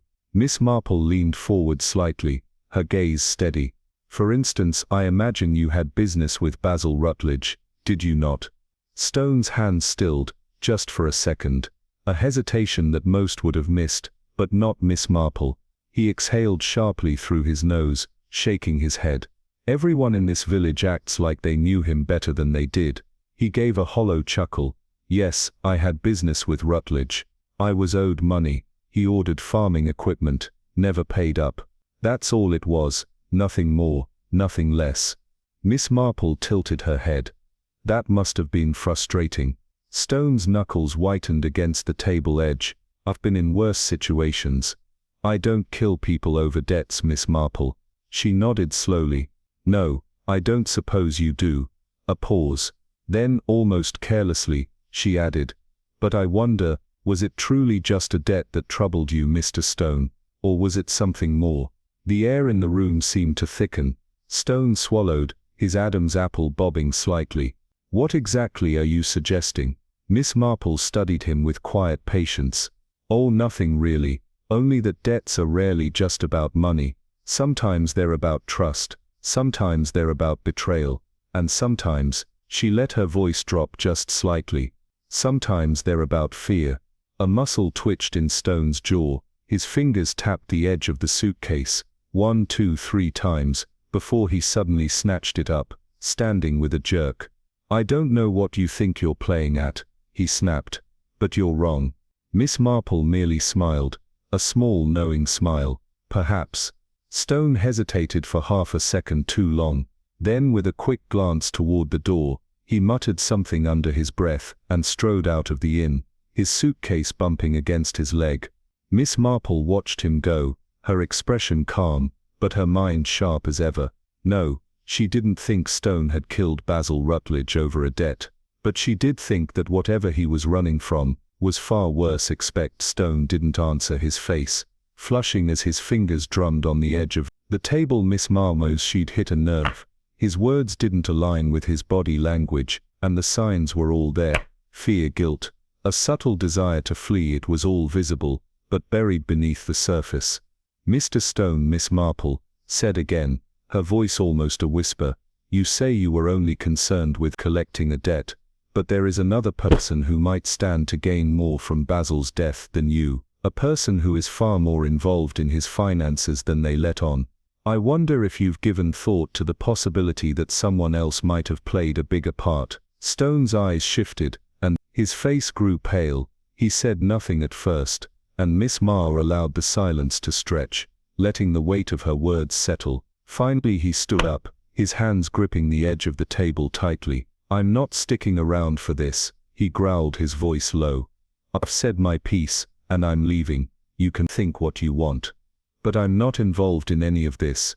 Miss Marple watched him gather his things, her expression unchanged. She knew better than to force the matter now. Stone was hiding something, but he wasn't ready to face it yet. The signs were there, but he was still trying to control the narrative. And that in itself was a sign. As Stone hurried out of the inn, Miss Marple took a slow sip of her tea, her mind already turning. She wasn't wrong about Stone's involvement. He wasn't the killer, but he was part of the bigger picture. His nerves, his defensiveness, it all pointed to something more, something deeper. The debt was just the surface, but beneath it, the financial dealings were far more complex. And that's where the true motive lay. Miss Marple knew one thing for certain: the crime was far from simple, and the closer she got to the truth, the more she could feel the walls of deceit closing in around her. Game was afoot, and she was just beginning to uncover the pieces that would bring it all to light. The heavy air inside Rootage Manor felt thick with unsaid things. The house, once full of quiet order, had become a shell haunted by Basil's absence. Miss Marple had been granted permission by Beatrix to go through her husband's financial records, though Beatrix had made it clear she did so with a certain reluctance, her hands twisting together as if she still couldn't come to terms with the depth of the loss. It was a gesture of trust, and Miss Marple intended to honor it. The ledger, old and leather-bound, was laid out on the large mahogany desk in the study, its pages yellowing slightly with age, but otherwise intact. Miss Marple didn't waste time with the pleasantries. She opened the book carefully, her fingers brushing the page as she scanned through the neat rows of entries. The room smelled faintly of dust and old paper, a stark contrast to the fresh air of the garden outside. She was alone in the room with the ledger. Beers had left her to it, retreating to the other side of the house to tend to some minor task. Miss Marple knew that for now her work had to be done without interruption. The ledger was where the truth would likely lie, hidden behind numbers and calculations, just waiting to be uncovered. As she read through the entries, she began to notice something unusual. The neatness of the records that she had expected was there, each payment listed, each transaction accounted for, but there were gaps. Some amounts which should have been repaid to Basil simply vanished, replaced by vague notations like unexpected fees or investments pending. The discrepancies were subtle but jarring enough for Miss Marple's trained eye to catch them. She made a mental note of each one carefully, marking down the details, but it wasn't just the missing amounts that caught her attention. The handwriting in the margins, the annotations about payments and adjustments, was familiar. She recognized it almost immediately. It was Harold Finch's handwriting. The banker's. She had seen his neat slanted script many times before on letters and documents. The banker had written these notations, though Miss Marple couldn't yet see why he would be involved in this way. She leaned in closer to the ledger, tracing her finger down a particular entry, dated a month before Basil's death. There it was again, an adjustment made for a loan settlement with no indication of where the funds had gone, and underneath that a series of charges listed as consulting fees, all paid to a company that Miss Marple didn't recognize. A quick glance at the following pages showed more of the same vague references to investments, fees and loans, but no clear path of where the money was supposed to be going. It was a trail of breadcrumbs, but someone had deliberately scattered them in ways that made following them impossible. Miss Marple's mind worked quickly. She knew that Basil had always been cautious with his money painfully. So according to some, but this wasn't caution. This was a man trying to keep things hidden, trying to cover his tracks. It felt deliberate, like someone had been using Basil's trust to line their own pockets with Finch. Standing at the center of it all, she turned another page, and there it was, an entry that stood out in bold contrast to the rest. It was dated just 2 weeks before Basil's death. Repayment for debts, it read, but there was no amount listed, nothing at all, just the cryptic line, and then a signature one that Miss Marple knew she had seen before. Harold Finch's. The sudden realization settled over her like a weight. Finch hadn't just been managing Basil's financial affairs, he had been actively involved in manipulating them. The implication was clear. Now, Finch had been siphoning money from Basil's accounts, disguising it under vague terms and fees, and Basil had known about it too. The question was, how long had Finch been doing this, and what had driven him to continue? Miss Marple knew that such financial misconduct rarely ended without confrontation, and it didn't take much imagination to consider the possibility that Basil had been planning to confront Finch, and possibly expose him when he was killed. The sound of footsteps outside the room broke her concentration, and Miss Marple quickly closed the ledger, locking the knowledge away. For now the door opened a moment later, and Beatrix entered, her eyes tired, but calm. "I trust you found what you needed, Miss Marple?" Beatrix asked, her voice guarded. Miss Marple smiled gently, though her mind was still spinning with the discovery she had made. "I found something, though it's not quite the full picture yet." Beatrix raised an eyebrow, the faintest glimmer of curiosity crossing her face. "What do you mean?" Miss Marple stood, placing the ledger carefully back on the desk. "There are some inconsistencies, some financial dealings that don't quite add up." She paused, watching Beatrice's face for any sign of recognition. "I believe Mr. Finch may have been more involved in your husband's affairs than you realize."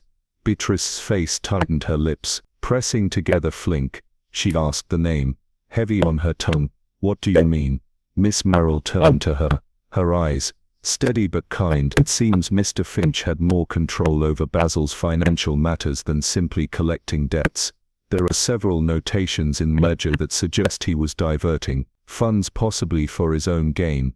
Beatrix looked away, a flicker of distress in her eyes. "You don't understand, Harold. Harold was a friend. He was always there for Basil. I never thought." She stopped, her voice breaking, as she gripped the back of her chair for support.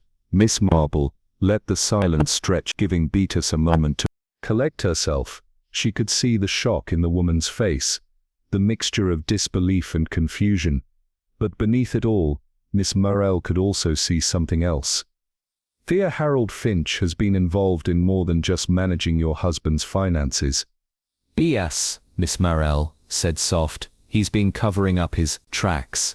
"I'm afraid the situation is far worse than you've been led to believe." The words hung in the air, thick with implication. Beatrix's shoulders slumped as she let out a long breath, her face pale.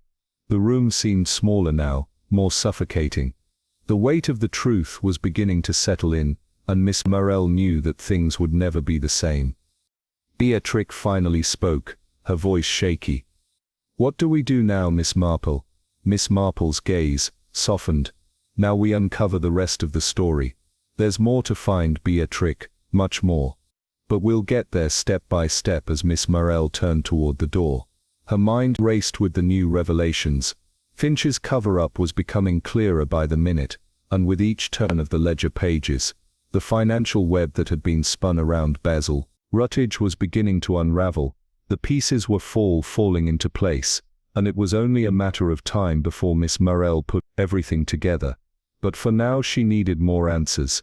The deeper the mystery ran, the more it threatened to swallow up everyone involved, and Miss Marple was prepared to dive head first into the depths. It was a question of when, not if, she'd uncover the final truths.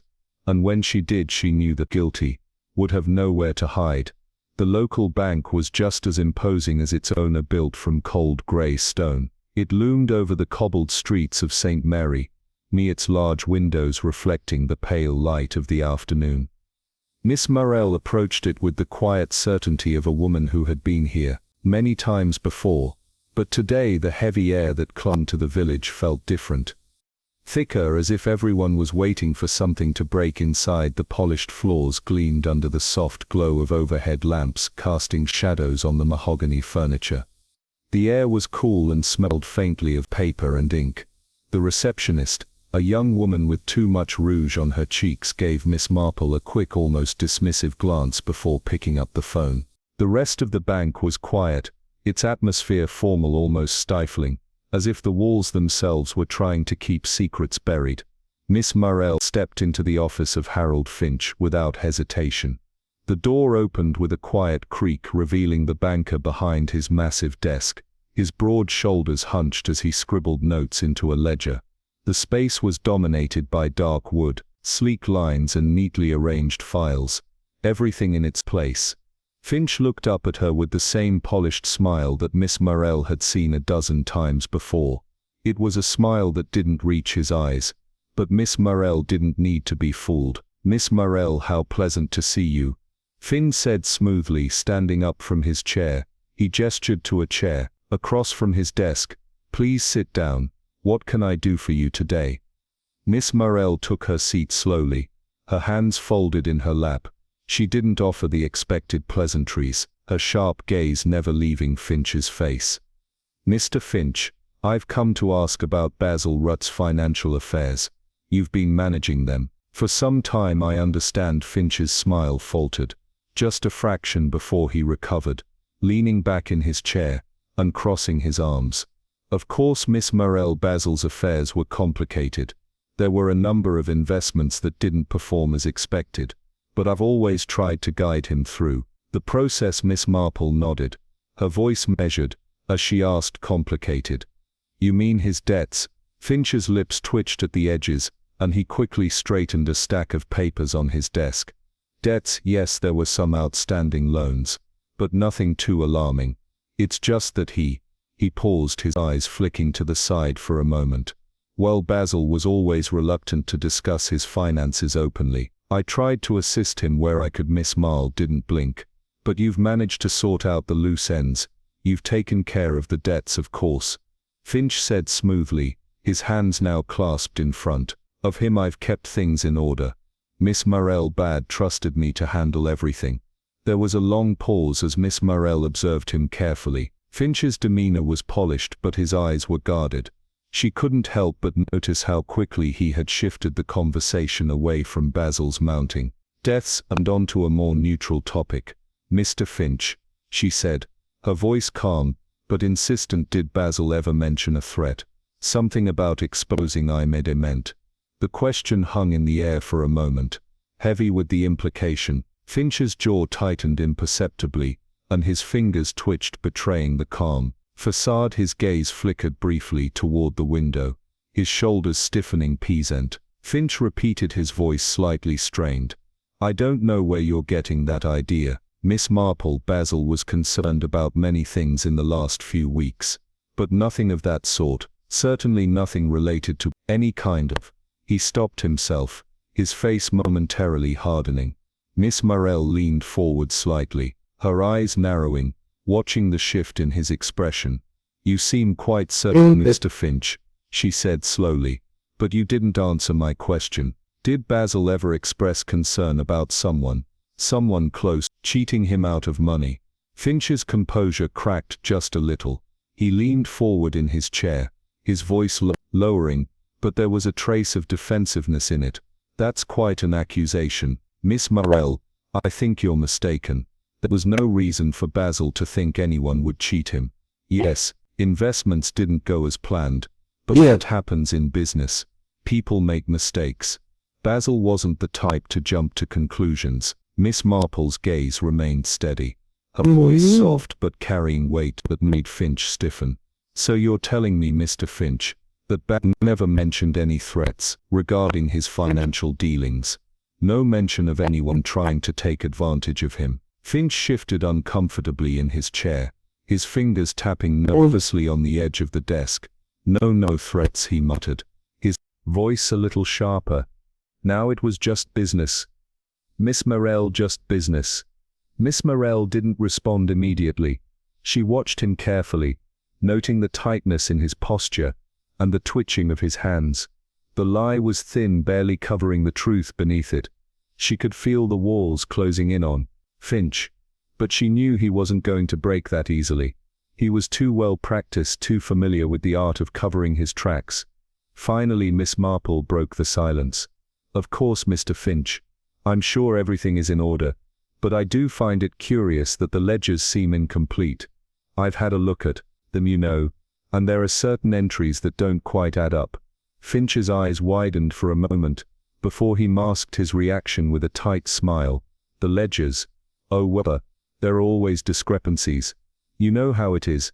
Miss Marple accounts get mixed up. Things are misrecorded. That's all, I'm sure. There's no need for concern." Miss Marple raised an eyebrow, leaning back in her chair.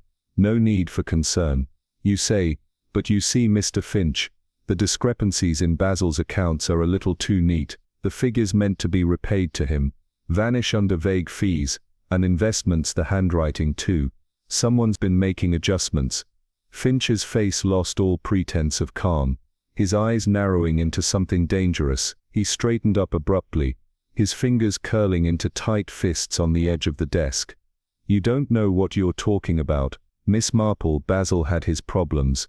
"Yes, but that doesn't mean what Miss Marple," interrupted, her voice sharp and firm, "that someone used those problems to cover their own tracks, that someone manipulated the ledgers to hide their own theft." Finch was silent for a long moment, his gaze burning into Miss Marple's. His jaw clenched as if he were debating whether to say more or stay quiet. He chose silence, but the tension in the room was thick, pressing down like a weight. Miss Marple stood slowly, her expression unchanged.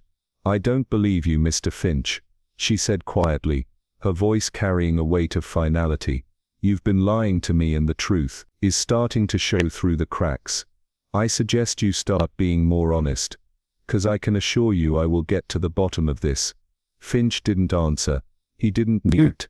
His gaze shifted toward the door, and Miss Marple knew he was done with the conversation.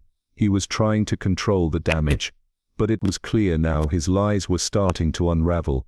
As Miss Marple stepped out of the office, she felt a sense of quiet satisfaction. She had pushed Finch to the edge, and now she was closer than ever to uncovering the financial cover-up that had been hidden in plain sight. The pieces were falling into place, and soon she would have all the answers. Chapter 5. The final pieces. The evening had settled in with an almost suffocating calm. The heavy curtains of the Rutledge Manor's drawing room were drawn, casting everything in soft shadows. The occasional flicker of lamps around the room did little to cut through the gloom. It was as if the house itself had been waiting for the final confrontation. The furniture, sumptuous and carefully arranged, stood frozen in time. The rich fabric of the armchairs seemed to echo the tension in the room, and the scent of old books and polished wood filled the space like a silent witness. Miss Marple stood by the fireplace, her hands folded neatly in front of her. She had asked for this meeting. She had gathered everyone in one place. Mrs. Rutten, Dr. Osborne, Miss Pendleton, Mr. Stone, and Harold Finch. All present, all staring at her expectantly, though not without a hint of unease. Beatrix Rutledge sat closest to the fire, her eyes still red from early bouts of grief, but now a hard edge had settled in her features. She was no longer the grieving widow. She was the one who wanted answers. Dr. Osborne, always composed, sat next to her, his hands resting on his lap.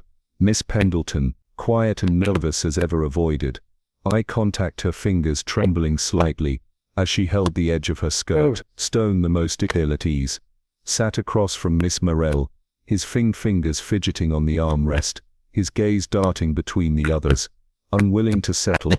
And then there was Finch. He sat with the same measured composure that had carried him through so many dealings.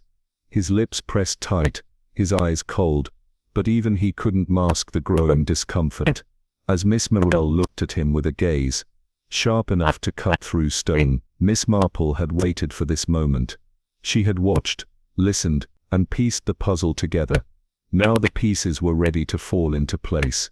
It was time to reveal the truth. "Thank you all for coming." Miss Marple's voice was calm, but there was a quiet authority in it that made everyone sit straighter. "Pay attention.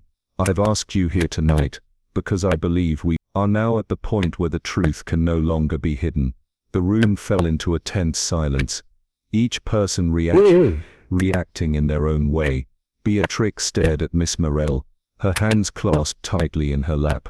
Dr. Osborne shifted uncomfortably in his seat, his gaze flickering toward Finch. Miss Pendleton swallowed hard, her hands clenched together as though preparing for a verdict. Stone shifted his weight. His brow furrowed, but he remained silent, the locked study. Miss Marple continued, her voice steady, her eyes narrowing slightly as she spoke.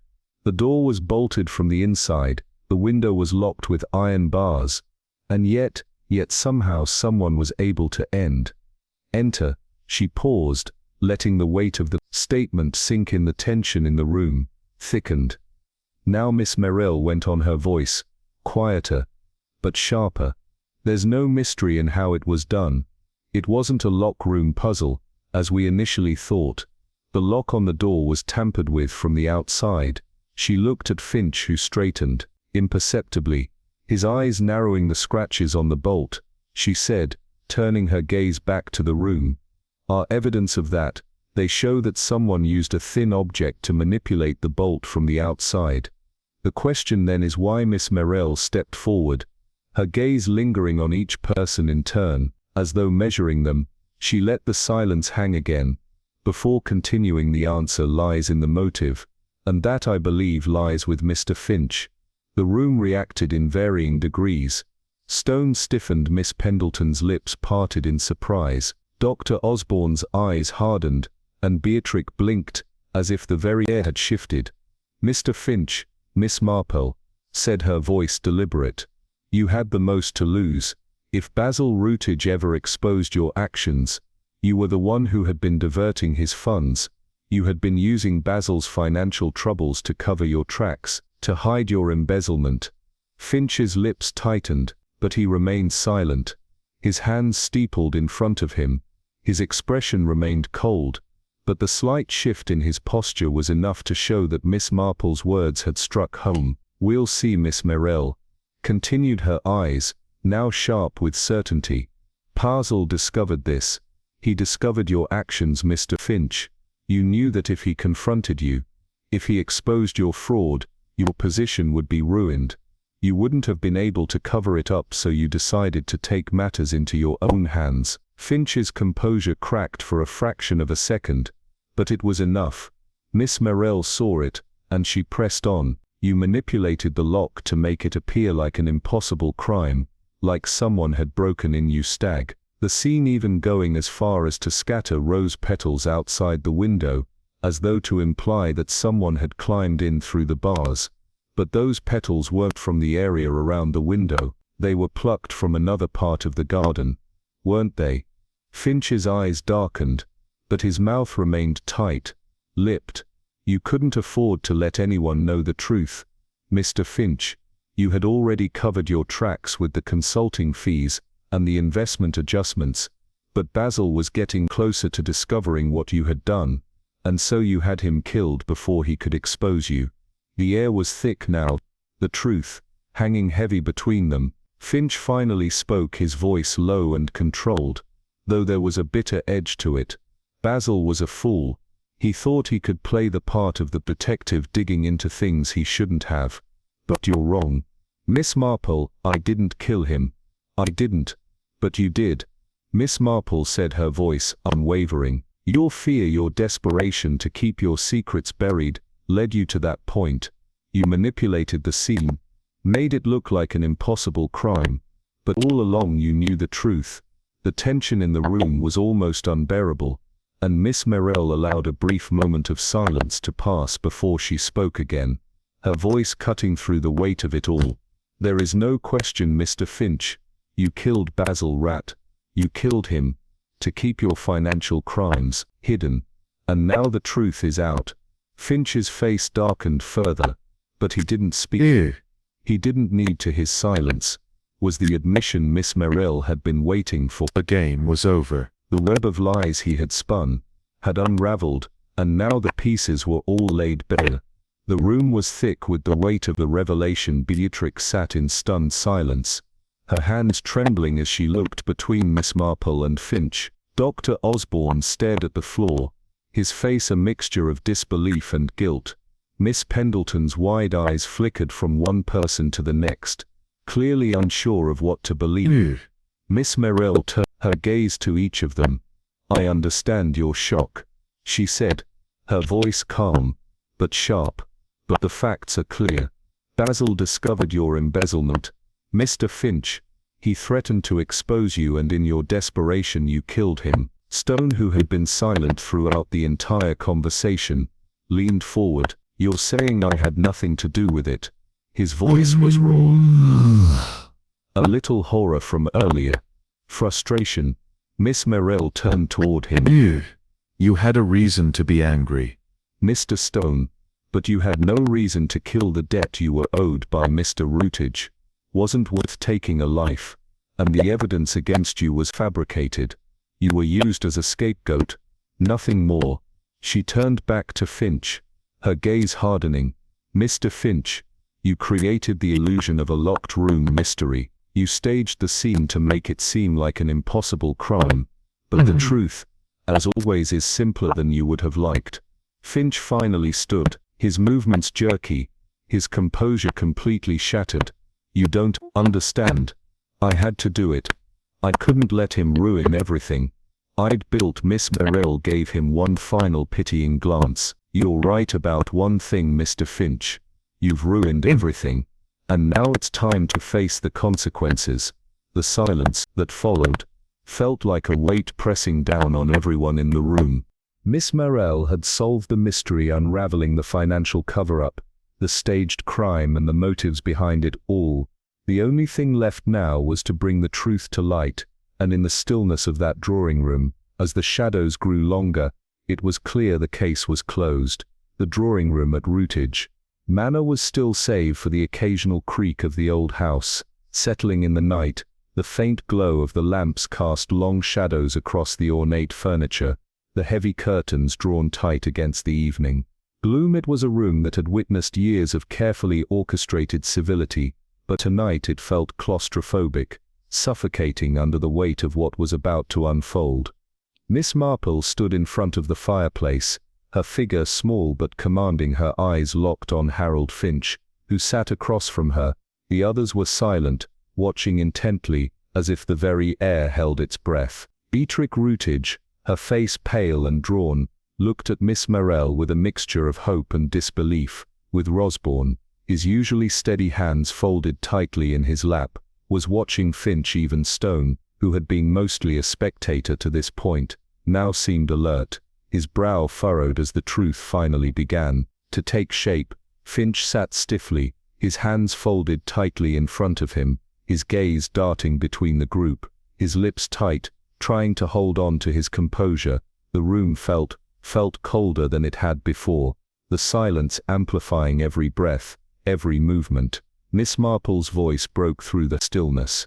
"You see, Mr. Finch," she began softly, but with undeniable clarity, "it was never about Stone, was it? The debts, the arguments, they were just a smokescreen. The real question is, what were you hiding?" Finch didn't answer immediately. His eyes flickered briefly, then settled, trying to appear calm, though it was clear he was grasping at the last fragments of his composure. "I don't know what you mean," he said, his voice slightly strained. "This is ridiculous. You're barking up the wrong tree." Miss Marple stepped forward, her gaze never leaving his. "I'm not Mr. Finch. The evidence is clear, though you've done a fine job of trying to obscure it. You've made it seem like an impossible crime, a locked room, a door, but there's always a way through, isn't there?" A brief flicker of unease crossed Finch's face, but he quickly masked it. "You're grasping at straws," he said, his voice trembling, ever so slightly. Miss Marple ignored him, her focus fixed entirely on the facts. "Let's break it down, shall we? You stayed behind after the argument between Basil and Mr. Stone. You knew that Basil was becoming suspicious of your actions, that he was on the brink of exposing your embezzled. You couldn't let that happen, could you? Finch's face hardened, but Miss Marple continued undeterred. You confronted Basil in the study. You knew where his revolver was kept. You shot him, using his own weapon, and then you used a thin wire to slide the bolt shut from the outside. Through the keyhole you knew exactly what you were doing. You staged the scene to look like an impossible crime. Locked room. No visible entry, but there was one thing you didn't count on. She paused, letting the silence build before finishing the rose petals outside the window. They were fresh, and they were placed there deliberately to make it seem like someone had climbed in through the window, but as I noted earlier, the window was locked with iron bars. That was a misdirection, wasn't it, Mr. Finch? Finch's hand trembled ever so slightly, but he still didn't speak. His mouth opened, but no words came out, his breath shallow and uneven. Miss Marple turned her gaze on him, her eyes sharp, cutting through his defenses. You thought you could control the story. You thought you could hide your financial crimes behind Basil's death. But the truth always comes to light, doesn't it? The room was thick with the weight of the revelation. Finch's eyes darted to the faces of the others in the room, his earlier composure slipping away. His fingers twisted in his lap and he began to breathe more rapidly, as if trying to find some escape, some way to distance himself from the trap that was closing in on him. You're lying, Finch finally said, his voice horror, almost pleading. I didn't do it. He stopped, his breath hitching as the reality of his situation began to settle in. Miss Marple's voice was calm but firm. It's not a lie, Mr. Finch. You did it because you were desperate. You were trying to cover up your embezzlement, trying to keep your financial misdeeds from being exposed. You thought you could control everything, but you didn't count on someone looking a little close. Finch's eyes darted to the door as if searching for a way out, but he knew there was no escape. His shoulders slumped and the facade of control he had so carefully maintained shattered. He sank back into his chair, his face pale, his eyes hollow with realization. The fight had gone out of him. He was cornered. I didn't want to. Finch muttered almost to himself, his voice cracking. I had to keep it hidden. The debts, the falsified entries, the misdirected funds. Basil was going to expose me, was going to ruin everything. His voice broke. I didn't have a choice. I thought if I could just make it look like an accident, like an impossible crime, no one would figure it out. I thought I could escape, but I couldn't. I didn't want to kill him, but I had no choice. The room was silent for a long moment, as Finch's confession hung in the air, thick and undeniable. Miss Marple stepped back, her gaze never wavering, as she studied the man who had once prided himself on his control, his comp. Finally she spoke, her voice soft, but resolute. You had a choice, Mr. Finch. You just chose the wrong one. Finch slumped further in his chair, defeated. His gaze, once sharp and calculating, now seemed distant, clouded with the weight of his actions. The truth had surfaced, and with it the end of his carefully constructed lies. Beatrix, who had been quiet throughout the entire exchange, finally spoke, her voice trembling with disbelief. You killed him for money after everything he did for you? Finch didn't answer. He couldn't. There were no words left to defend himself. No excuses to offer. The room seemed to close in around him, the weight of his guilt pressing down on him like the walls of the manor itself. And in that moment, as the truth hung in the air, Miss Marple knew that the case was finally closed. The crime had been solved, the murderer unmasked, and justice, as it always does in Miss Marple's world, had come, quietly, carefully, and with undeniable precision. Finch had tried to outrun his past, but in the end it was the past that caught up with him. The early morning mist had not yet cleared from St. Mary Me. When the constable arrived to take Harold Finch away, the soft clopping of hoofs against the cobblestone streets was the only sound that punctuated the stillness, as the officer led Finch, his hands bound loosely behind his back, toward the awaiting cart. The village, so often buzzing with the daily grind, seemed eerily quiet, as if it too had paused to witness the final chapter of the Routage case. Miss Morel stood by the window of the drawing-room, watching the procession. The long shadows of the trees stretched across the grounds, mirroring the cemetery of the moment. Beatrix had withdrawn to another part of the house, perhaps too overwhelmed to face what was happening outside. Stone had left for the day, his departure somewhat more abrupt than Miss Morel would have liked, but the case was closed, and now the village would be left to grapple with the aftermath. Finch walked with a stiff back, his face unreadable, though his eyes dark nervously toward the constable. He had not spoken a word since Miss Marple's revelation the night before, but now, under the weight of his impending fate, he seemed to find a voice. "I didn't mean for it to go this far," he muttered, as they passed by the garden, the flowers still drenched from the dew. His voice was cold, detached, as if he was merely recounting an unfortunate event, rather than confessing to murder. "I never intended to kill him just to make it seem like an accident, or a suicide. You know how these things go." The constable shot a glance at Finch, his expression hardening. "You've had your chance to tell your story, Finch. No need to drag it out now." Finch's eyes flickered briefly with what might have been frustration, or perhaps the realization of his own inevitable fate, but he pressed on. "I wanted to frame Stone. I thought if I could just plant enough doubt, they'd believe it. That damn debt was getting too big, and I couldn't cover the books. Well, they were becoming difficult to hide. And then Routage, always too sharp for his own good, started asking the wrong questions. He was going to destroy everything." He fell silent for a moment, his gaze lost in the distance, only meant to make them think he was dead, because of his own failure. Suicide maybe, the Deb's the worry, but he wasn't supposed to die, not like that. The constable said nothing, his face hard as granite, but the finality in Finch's words hung heavy in the damp morning air. Finch's voice, when he spoke again, was almost a whisper. It was all supposed to be clean. "See, just a bit of confusion, a little misdirection.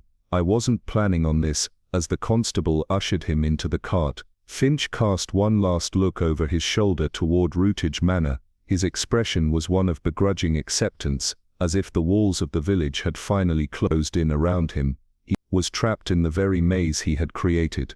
"Goodbye," then Miss Morel murmured to herself, watching as the cart disappeared down the lane. "I suspect you'll find your way to where you belong." The sun had climbed higher in the sky by the time Miss Morel arrived at the Golden Chalice.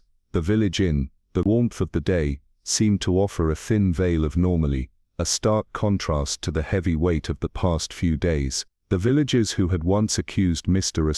Stone of murder now milled about, offering nervous apologies and averted glances.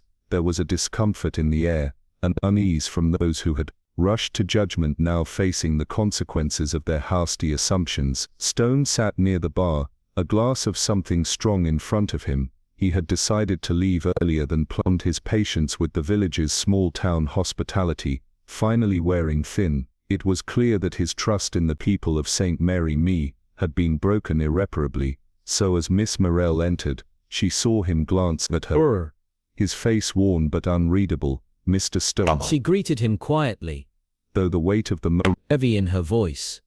"I trust you're feeling somewhat better now that everything has been cleared up." Stone took a slow sip from his glass, his gaze shifting to the window. Before meeting hers again. "Better perhaps, but a man learns quickly in places like this, that some things never heal." Miss Morel smiled softly, a small knowing smile that carried more weight than most people would realize. "Small." "Villagers are often too quick to pass judgment, aren't they?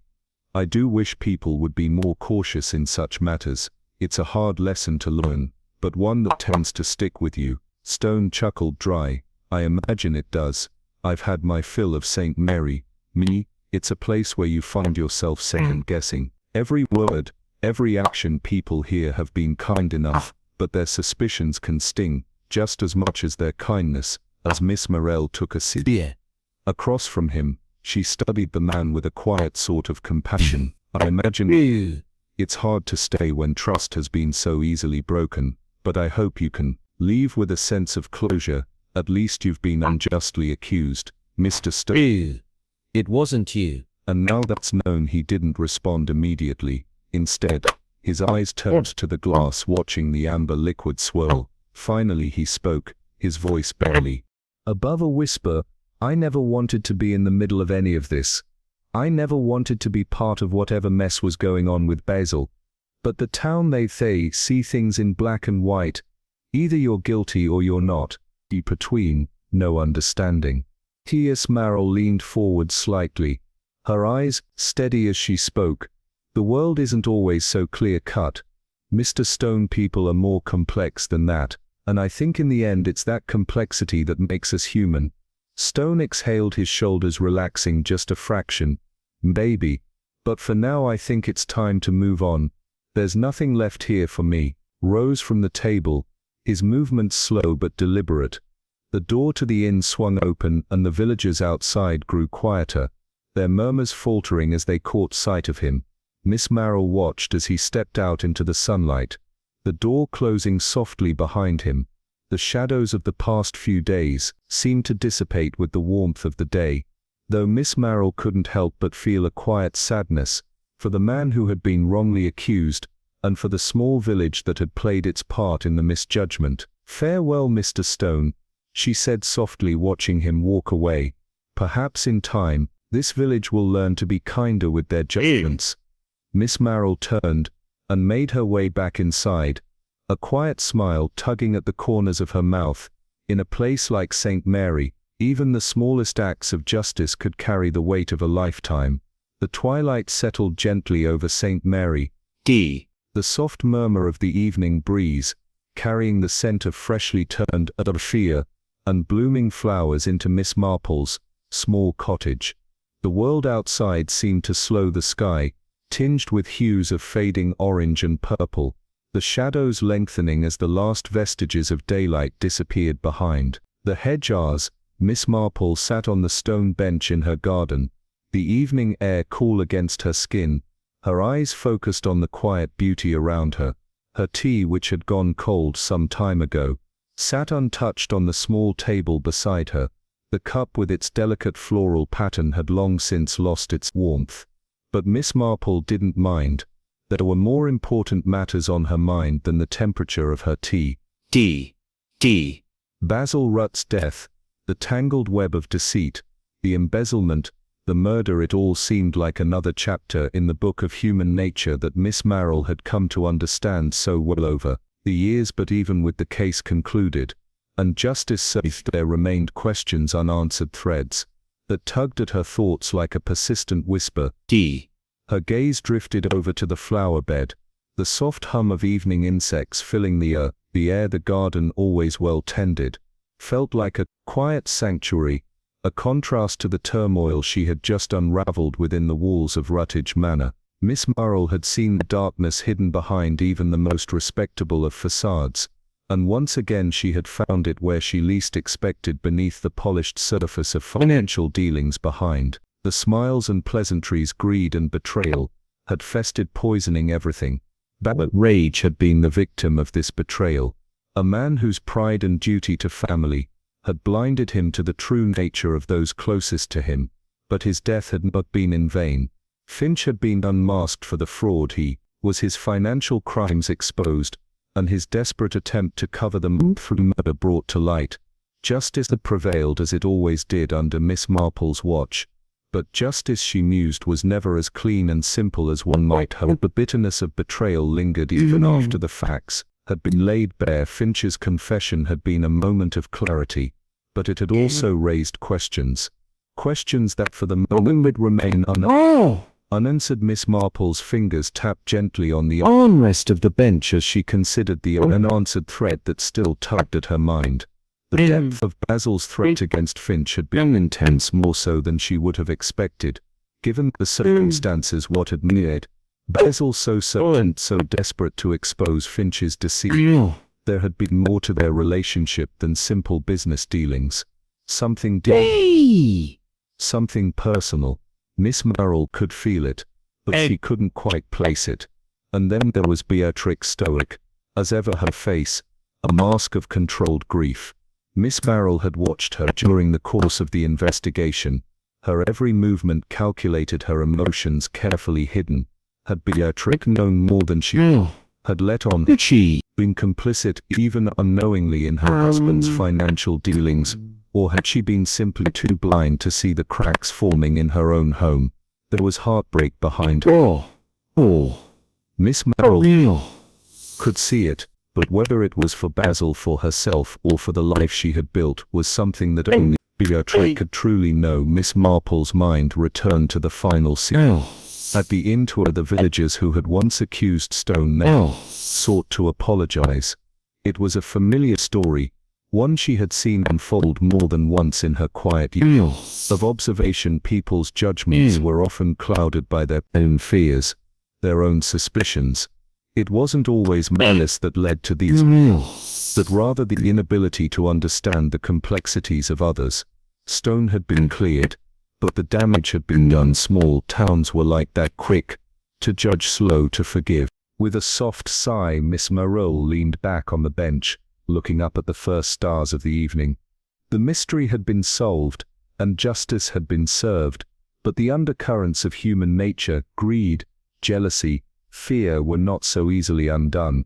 They would continue to flow quietly beneath the surface, until the next case arose. Miss Marple could feel it in her bones. There would always be another mystery, another tangled web to untangle. But for now at least the quiet was hers to enjoy. She stood slowly, the ache in her knees, reminding her that her days of running after suspects were long behind her. She looked around her garden one last time, taking in the peaceful simplicity of it. It was in moments like this that she found her solace, the gentle rhythm of nature, reminding her that for all the darkness people were capable of, there was always light, always hope, just waiting to be discovered. With a final glance at the stars, Miss Marple made her way back inside, the door creaking softly behind her. The quiet hum of the village night was her companion. As she resumed her routine, as she always did, there was a new day ahead, and with it the promise of another puzzle to solve. Justice had been done, but Miss Marple knew justice was always a fleeting thing, and she would be ready when the next mystery, the next puzzle emerged from the shadows. For now, though, the evening was hers, and in that brief silence, she found the peace she had earned. The evening air was cool as Miss Marple sat on the stone bench in her garden, the fading light of the day casting long shadows across the meticulously kept flowers. The garden, quiet and orderly, seemed like the perfect reflection of the life Miss Marple had lived, one of careful observation, deep thought, and a kind of subtle wisdom that allowed her to see through the facades people built around themselves.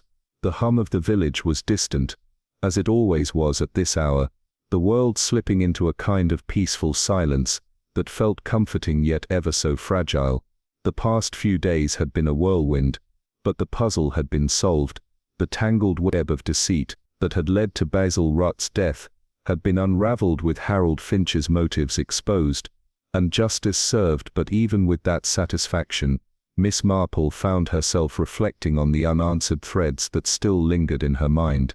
Her tea, now cold, sat untouched beside her, its fragrance mingling with the earthiness of the garden. The sun had long since dipped below the horizon, and the first stars were beginning to peek through the twilight. Miss Marple gazed at them for a moment, before turning her attention back to the house. Inside, life went on, but she knew there was still much to be understood about the case, and some questions might never have clear answers. Basil's will, for instance, his recent changes to it. Miss Marple had learned of the revisions from the documents she'd seen, but the exact details of those changes remained shrouded. What had driven Basil to alter his will so significantly? Was it his newfound suspicion of Finch? Or had he been planning to expose the embezzlement even before he was killed? She let out a small sigh. It wasn't unusual, she reminded herself, for some things to remain in the shadows. Life, after all, was rarely as neat and tidy as one might hope. The depredations of people, no matter how carefully hidden, could only be understood by those who knew where to look, and Miss Marple had spent a lifetime learning how to look. Her thoughts turned to Beatrix Routledge. The widow's stoic exterior had never quite matched the grief Miss Marple had seen in her eyes. Had Beatrix known about her husband's predicament, about the embezzlement that had been slowly draining his fortune? The fact that Beatrix had not seemed surprised by the events suggested that perhaps she had known more than she let on. But had she been complicit, or was she simply too blind to the reality of Basil's financial troubles to have noticed anything? It was a question that remained open, one that would probably never be answered. Beatrix had her secrets, and Miss Marple could only hope that in time, the woman would find some peace. Then there was Dr. Osborne. Miss Marple's mind lingered on him for a moment, wondering how much he had truly known. He had been a close confidant of Basil's, but his behavior had always seemed slightly guarded. He had offered his help, but Miss Marple had never felt entirely convinced that he had disclosed everything. He knew it was a small thing, a detail, in the way the air was thick with the scent of oil and fading roses, the kind of scent that lingers long after the rain has passed. The village was quiet now, unnaturally so. Days of whispers, accusations and revelations had come to an end, but even in stillness, something remained, a presence, a weight, the kind of silence that comes when the truth has unsettled too many hearts. Miss Marple sat in her garden, the wooden chair cool beneath her, as the evening breeze whispered through the hedges. The tea in her cup had long gone cold, but she made no effort to drink it. Instead she listened, not to voices, but to the hush of the world after a storm, the rustling of leaves, the distant cry of an owl, the rhythmic ticking of the old clock inside her cottage. Life had resumed its slow, steady course, and yet, her mind was not at peace, not yet. She thought of Dr. Osborne, the way his gaze sometimes flickered away when certain topics were broached. A man of education, of dignity, of restraint. He was not one to lay his thoughts bare, and perhaps that was what troubled her. There were things he had chosen not to say, and Miss Marple, in all her years of quiet observation, had learned one universal truth. It is not always the lies that reveal the most. Sometimes, it is the silences. She leaned back, exhaling softly as the wind carried the echoes of the past few days. A man had died, a mystery had unraveled, justice had been served, but at what cost? The faint creak of the garden gate pulled her from her thoughts. She turned her head, just in time to see Beatrice Rutledge, her figure outlined against the deepening twilight. Beatrice walked slowly, her movements careful, deliberate, as if each step carried an unseen weight. The past few days had aged her, her once proud posture had softened, her hands clasped together in front of her as though holding on to something unseen. But it was her face that struck Miss Marple the most, pale, tired, haunted. She stopped a few feet away, hesitating. For a moment, she looked like a woman who had lost not just a husband, but certainty itself.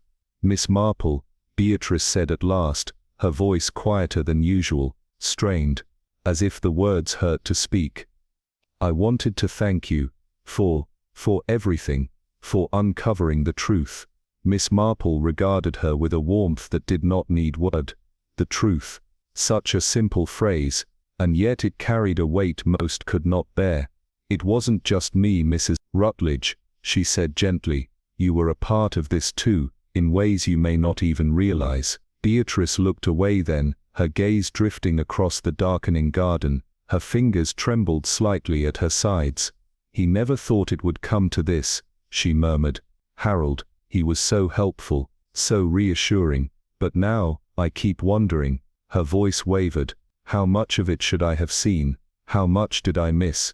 Miss Marple remained silent, letting the question settle in the air between them. When she finally spoke, her voice was soft, yet steady, the kind of voice that carries truth, even when it is difficult to hear. "It is easy to miss things, Mrs. Rutledge." She let the words breathe before continuing. "Especially when we don't want to see them." Beatrice flinched, a flicker of something guilt, understanding, both. She finally met Miss Marple's gaze, and in that moment, something unspoken passed between them, a realization, a regret, Miss Marple did not press her for some truths, after all, were best left unspoken. Beatrice took a breath, trying to steady herself. "I suppose I'll have to find a way to move forward," she said, her voice barely above a whisper. "But it's hard to imagine a future without Basil, without everything we built." Miss Marple studied her, the quiet grief, the uncertainty, the slow unraveling of a life she once thought unshakable. "Sometimes, Mrs. Rutledge," she said softly, "it's the things we think we understand that trip us up the most. People, situations, even ourselves." She glanced toward the garden, where the last traces of daylight clung to the edges of the horizon. "But the truth has a way of clearing things up, even when it's painful." Beatrice nodded, but Miss Marple could tell the words had not yet fully settled in her heart. "Thank you," Beatrice said at last. Her voice was different this time, less broken, but not yet whole. She turned and walked away, disappearing into the shadows beyond the gate. Miss Marple remained where she was, her gaze lingering on the empty space where Beatrice had stood. The garden was silent again. The only sound was the soft rustling of leaves, carried by the cool evening wind. She thought of the unanswered questions, the threads still left dangling, but she did not chase them. Not tonight. Not everything needed to be understood in one sitting. Some mysteries remained, their answers tucked away in the crevices of human nature, hidden beneath layers of time and circumstance. But that did not matter. What mattered was that justice had been done, and that, in the end, the truth had emerged. The world outside stretched into the night, the evening shadows lengthening. Miss Marple took a final sip of her now cold tea, contemplating the future. Tomorrow would bring new challenges, new mysteries, and in St. Mary Mid, there was always another story waiting to unfold. Miss Marple would be there, as always, to solve it.